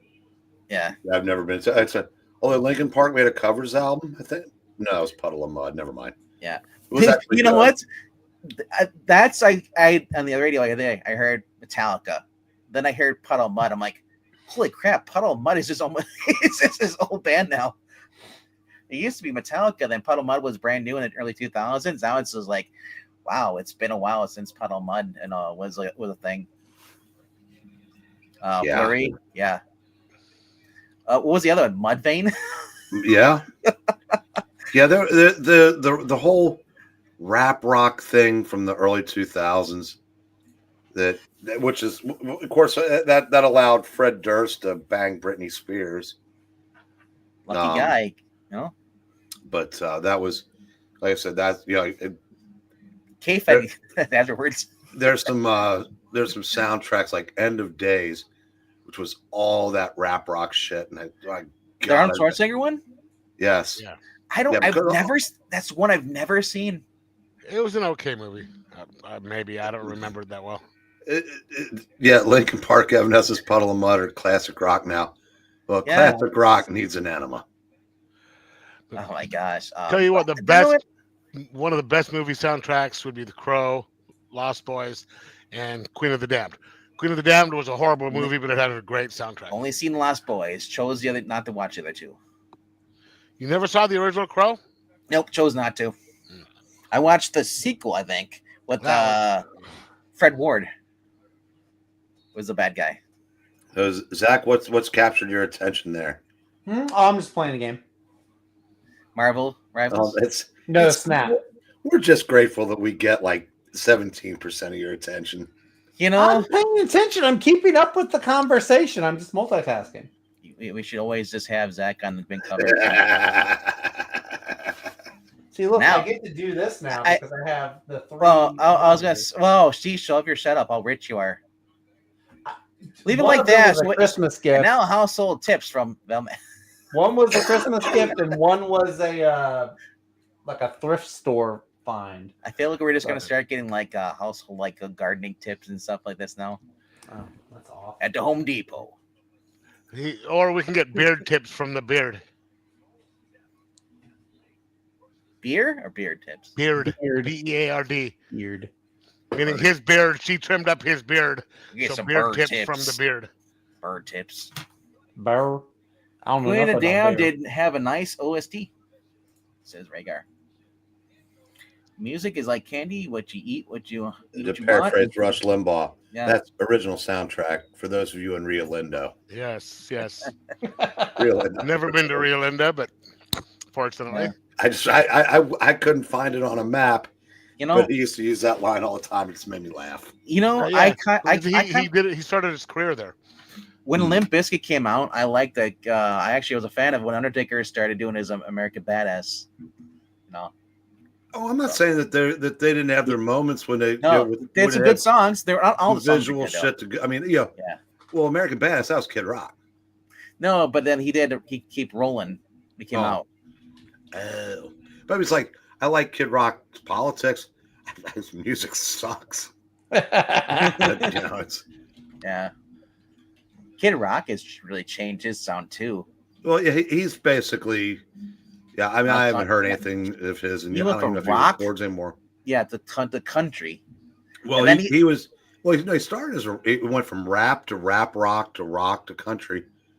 Well, his last one, Summer Long, whatever it was, where he basically sampled Warren Zevon and what was the other one? He Zevon. did- I have to correct that because he's one of my 2 or 3 favorites, Zevon. yeah, sorry. And But but the only thing I still agree with David Letterman on. Sweet Hill, Alabama. Yeah, they did that one, and they did Werewolves of London. But You combined them. why Warren Zevon isn't in the Rock and Roll Hall of Fame is a Travis Shamockery, considering he wrote music for half the people in the Hall of Fame. And there's so much more to him than the one gimmick hit that he's known for. Me too, Rhaegar. Well, hey, So I have a quick Warren Zevon story. I'm at one of his shows at this Gotta get- 1,500 seat club in Cincinnati. Were you drinking a pina colada? No, at this midnight. was post drinking, and of course everybody is chanting "Werewolves of London, Werewolves of London," and so he stops the show and goes, he goes, "If you don't stop asking for Werewolves of London, I'm going to forget the words to all my fucking songs." That ended the chant. And he played Good it. for I mean, him. I said, he's not. He knew better than to try to get out of this without playing it. But I said that has to be. So, oh God, yes, on that Maranya. But that's a phenomenal album. His first 2, because I don't count one to Dead or Alive. I was hoping he was drinking a pina colada. At Trader His hair Vic's, slicked and my back. hair was perfect. Yep. Yeah. No, I said it was interesting. I read his biography, written by his ex-wife, and he beat the hell out of her all the time when he was on drugs.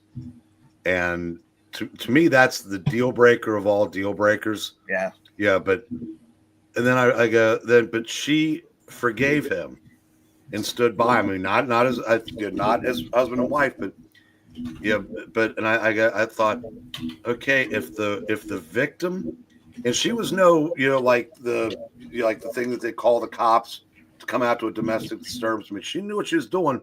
And like, who am I to hold that against? I mean, I'm still not cool with it, but yeah, it's.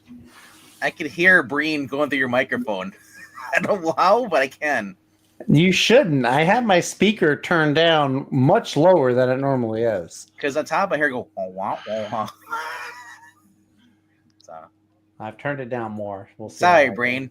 Oh, and Moran, you left out. I think the best song on that is "Lawyers, Guns, and Money." All right. Because like this stream, the shit has hit the fan. He was drinking a glass of milk with a champagne glass with the pinky out. Fun fact: the guy who got me into reading Iron Man comic books was this close to being a real life excitable boy. Yeah, Ryan's talked about that before. Yeah. New who? No who? Rhaegar? Oh. Ever get drunk off of shots of Yoo-hoo? Was it fermented and expired? I mean, because it tastes gross when it's fresh. Ugh. Don't you remember that little chocolate milk, the little Yoo-hoo, the little label on it? No, I remember Yoo-hoo. Yeah, I like you. I was. But you remember what it looked like? It's like it. Just I had it one time. I was like, "Oh, try this." I was like, it literally did spit take. It was just bad. But, a cocoa teeny with cocoa. It sounds like a mudslide martini they give you at TJ Fridays. Never. That sounds like instead of extending your pinky when you drink it, you extend your middle finger. Yeah. Zach is. Oh my gosh. Zach is a guy who calls in the radio station, and you hear the radio show back through his end. I've heard that before. You got the radio in the background? Turn the radio up, bro. We're trying to talk. Fair. All right.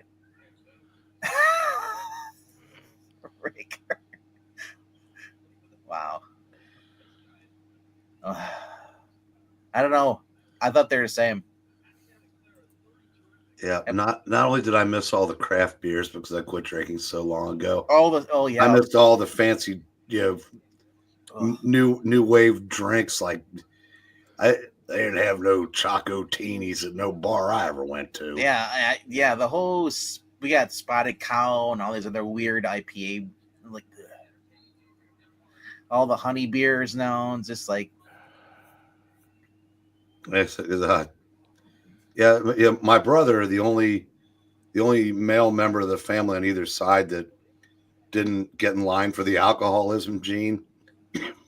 That's his big thing now is craft beers, and he keeps one of the cans or bottles from every time he gets them and a new one and puts them on display.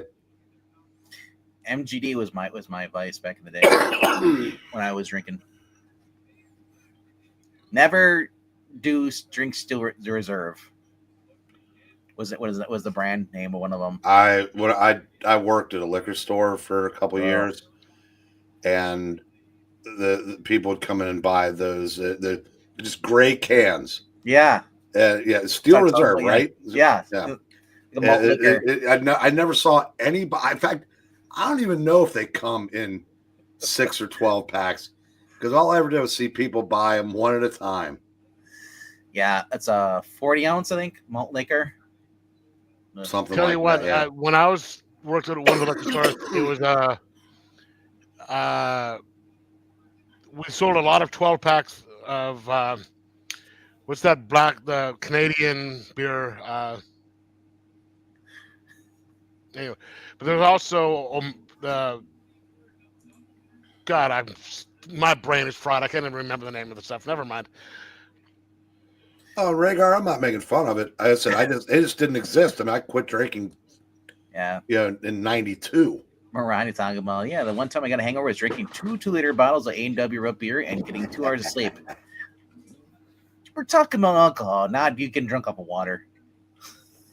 Some other things. But I've never had a hangover. I've thrown up from drinking too much and blacked out, but never got a hangover. It's probably because I drank a lot of water the next day, flush my system out.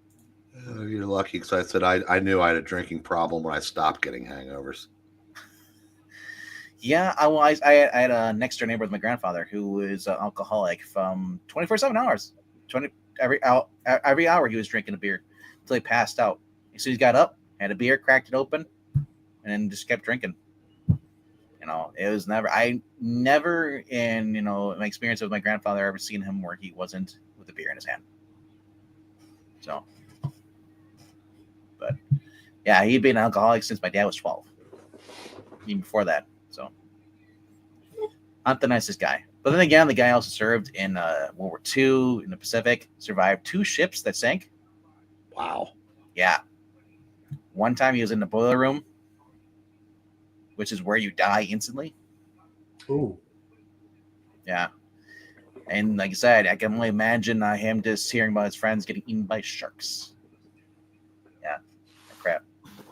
So, but yeah. Alrighty though. Let's see here. Geeky, you talking about Carling's Black Label? What says out of Canada? Oh, Molson. Okay. I've never heard of one of them. God, It's like when I watch those old Clint Eastwood movies and he has a beer. I'm like, I've never heard of this beer because no longer it's not made anymore. Beers are. Remember in the 70s they had the pull-up cans, little beer cans. Oh yeah. Yeah. Yeah, that was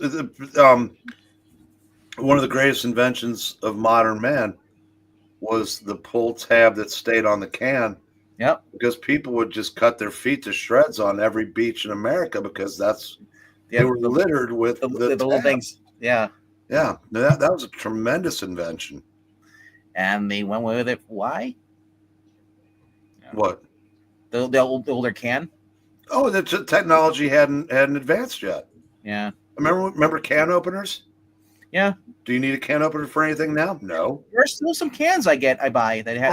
I still use my can opener. I can't remember last time I saw a can. Some of the soups I get have the little Coke tab almost, but like if I want to make chili or use like some of them tomato sauce, I just assumed that they all had the tabs now. Yeah, the kidney beans. Some of them you have to have a can opener for. Yeah, kidney beans. Beans. Yeah, beans are one too. Yeah, I think actually bush beans. Yeah, baked bush beans. You actually have.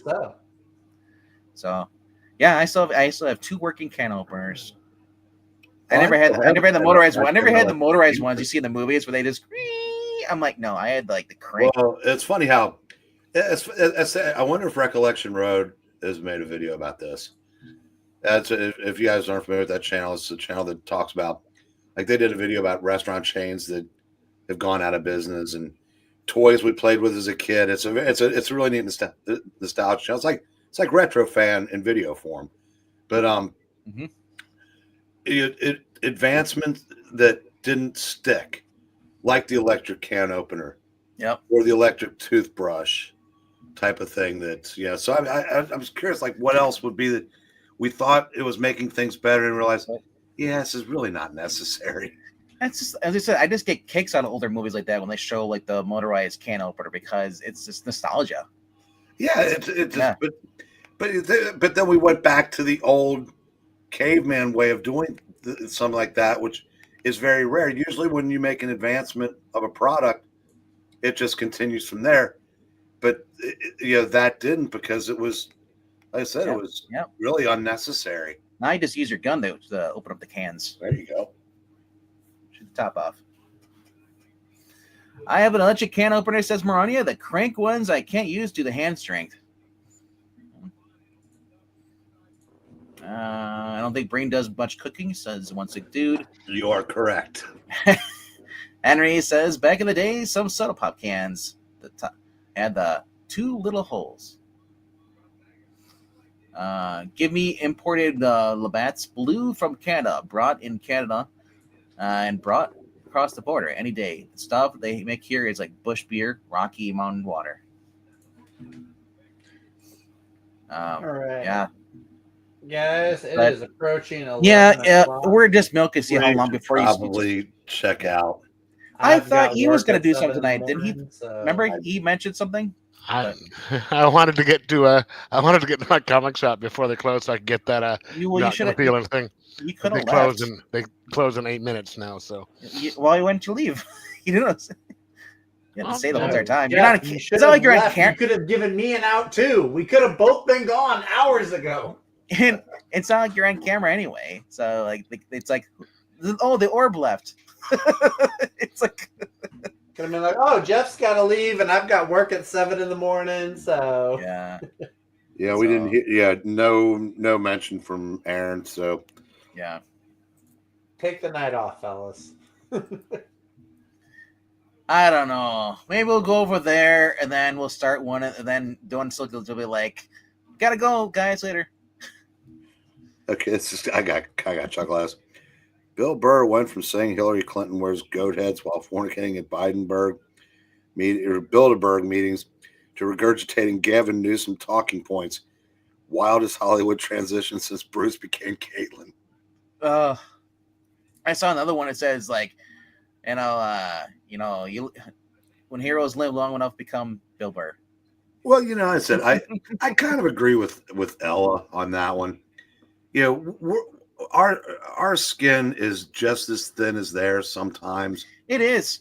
Like I said, there are. Okay, he's not agreeing with us anymore. Boo hoo. So what? Here's this thing. There's also a right SJW thing. I've seen it where people use the same tactics as the left. It's just like well, how are you better then if you're using the same tactics to go against them? So I don't know. Like I said, when you start telling people what they can, or you're not, you start calling people, I say you're not a real conservative, real Christians, like calling them on this stuff. I see it all the time on Twitter, especially. It's like at this point, it's like, dude, like we're all on the same side. Quit your inner bitching and just, Well, I said it's be got happy. with most people. The only thing I agree with them on is their votes. Yeah. But I agree. But I said it's, it'd be nice if, here's the thing. Bill Burr loves his wife. His wife is very, very virulently anti-Trump. Yep. And I said I've seen, friends and family members change their politics to For a woman. appease family members. Or a husband. I wish that wasn't the case because I get along. I love my nieces and nephews dearly. We don't agree on politics. We don't have to because we agree on the things that we have in common, and it's family. Yeah, I said it's It's all about family. I know my sister's family. Yeah. I know Kamala went 4 for 4. Oh. But we're not going to turn into one of those stories how some lady said, I've tried to reach my son 42 times since the election and he hasn't gotten back to me once because I voted for Trump. I said I can't imagine being that bent over politics. Indoctrination, man. It's called peer pressure, all that crap. So. Well, it's just, I will say this though. No, I used to argue with a buddy of mine. I said, no one has been persecuted in the media more than Donald Trump. Yep. And he goes, you don't remember Nixon? And I said, yes, I do. And now that's about 4 years ago. It's not even close. There's no one in American political history that has taken a quarter of the slings and arrows that this man had. And if you only consume your news from the networks that made their careers throwing gas on those fires, some people are going to believe it. I mean, if you watch CNN, listen to NPR, read the New York Times, you think he's Hitler. That's why so many people are just so stunned at at Carter's funeral. It's Yeah. how can you talk to literally Hitler? Yeah. And that's unfortunate that, as I said, Trump broke the brains of many people smarter than I'll ever be. But I said it's the same people that lived through the 4 years, 3 of which were fantastic, and the 4th was out of his control, and yet they still think that. I mean, did you hear any of Biden's exit speech today? No, I heard it was bad though. Oh my God! It sounded like joke. if you know what's going on. He's going through Social Security, isn't he? No. He was saying an oligarchy is forming in this country. That's what we've had. I mean, basically, it's like a self-confession. Do you know what I trying as to soon go after Trump. as people start saying, "Oh, they're going to take away democracy," I'm like, I tune out because we're a republic. And did you hear the other day that Gavin Newsom invented a new phrase, California derangement syndrome? Yeah. You hear him use that? Idiot. You know, the sad thing about that is he will be reelected. Yeah, he will. Because I said their voting system in California is so corrupt. They just got another recall, didn't he? They're about to do a recall. They tried to recall him before. He survived, and then now they're going to try it again, and he'll survive that time. And I feel bad because I mean, obviously, what's going on with the fires over in California, and you still got people living in tents in North Carolina. It's like I'd hate to tell people don't donate to the Red Cross, over there. Donate to the people in North Carolina. Well, yeah, but you can. I don't want to do that because. But here's the thing, though. Biden just gave money to California. Yeah, but you can use the donations, the links that they put up for donations to the Democratic Party. You hear about that? The links that they put up are all. Yeah. I said if you're going to go through a disaster, it's good to be living amongst the Democrat donor classes. I'm surprised that Brannigan even did the speech. I thought Kamala would have did it for him. Oh no, they're not. They're legitimately not speaking to each other. Well, of course. I love to hear stuff like that. It's so high school, but I love it. Well, it's kind of like at the funeral. He saw Mike Pence, and then Mike Pence just. Well, I don't. Mike Pence there, really? Yeah. At least Mike Pence was semi-professional enough to shake his hand, smiled a little bit, but his wife ignored him. I don't know. I might lose my train of thought here. I did. It happens. You don't know about Mike Pence and no. It's the links as far as fires going on. No, it's gone. Yeah. Well, another train derailed. Yes. Well, Jeff and I started talking at the same time. I yielded the floor, and then my thought exited my head. Which happens to me sometimes too. I'm sorry, I didn't mean. I'm sorry, I chased it off. No, that's it. I said it's like tie goes to the runner. I have no idea what that meant there in that context. So former child. Oh yeah, the blind kid with cerebral palsy. Yeah. Oh yeah. Basically, his mom said, "Just leave me there." Jeez. That's what he told his mom, and then it came back, and he was ash.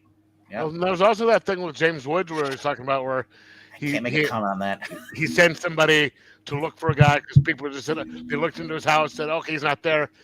And if James Woods hadn't sent some people over to look for the guy, James Woods found him in the back room. I thought it was James Rhodes. I was like, "Who's James Rhodes?" James Woods. Yeah, I said James Woods. Yeah. All right. Well. Anyway, though, I'll be getting out of here. We should probably end this. Zach's looking a little tired over there. He's been kind of really. We're just like bothering him. He's really trying to focus on his game. And he's like, these guys. No, I turned that off. I turned that off a half hour ago. I'm going through Twitter right now. Just I want to watch the Emily show tonight. Watch her on Gutfeld. Oh, Gutfeld, the Emily show. Yeah. Well, Kat's phoned it in at this point. She's about ready to drop. Bust. Yeah, she is, but she's still pretty funny though. Oh yeah, I'm saying, but she's stopped dolling herself up. She's just I don't care. Just let me get the kid born. Kennedy, was she on there? It's occasionally, but Kat Timpf is a regular. yeah. Kat's Cat's usually on there. Cat's funnier than hell. And Cat her is and Tyra funny. are the two main people. You know who I Delivery missed? is Remember pretty Joanne Nozachinsky?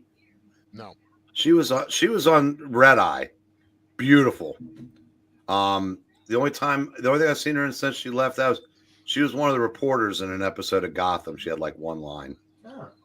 But Prettiest she and woman Kat ever were on Fox News used to be on like the 5 when it was on like the middle of the day. It was Andrea Tantaros. yeah, she had a major falling out with Roger. That's what Ailes I when he heard. was That's still what I alive. heard because I But stopped that's seeing the her. same I thing was that like, happened with "Dang, I don't want to Megan, watch the show anymore now." But no, it's more than what happened with Megyn Kelly. I mean, and I don't know how much of Andrea's story is true. Because she's basically disappeared from public life. Megan has just built an incredible brand. Yeah. And I think she is so much better now than she was when she was on Fox, because I think the last 8 years have really, made her just a straight up conservative. For real. Yep.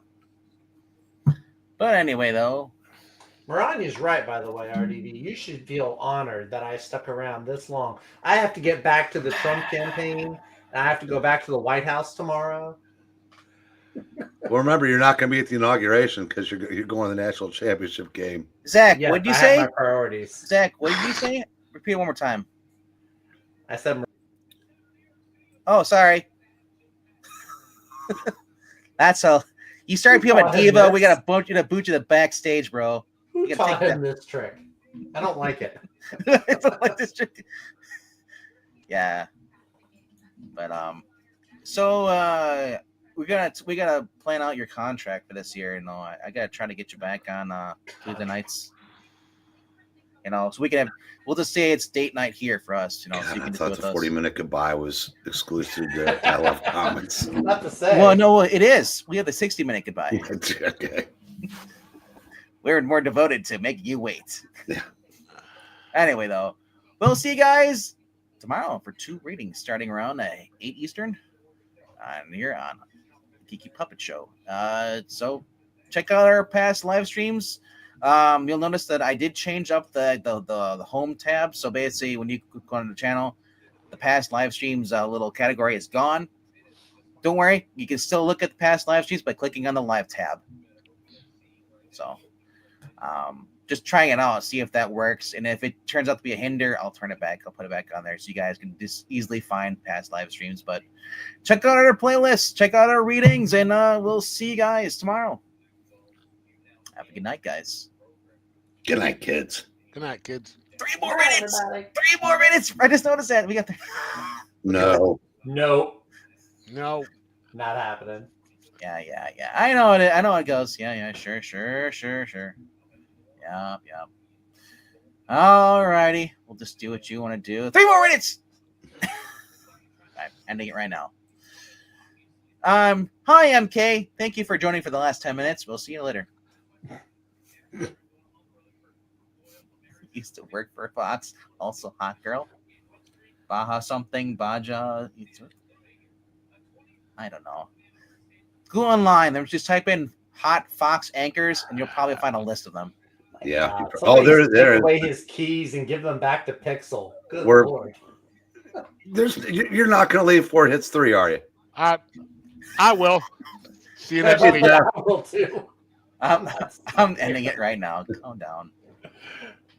Later, guys.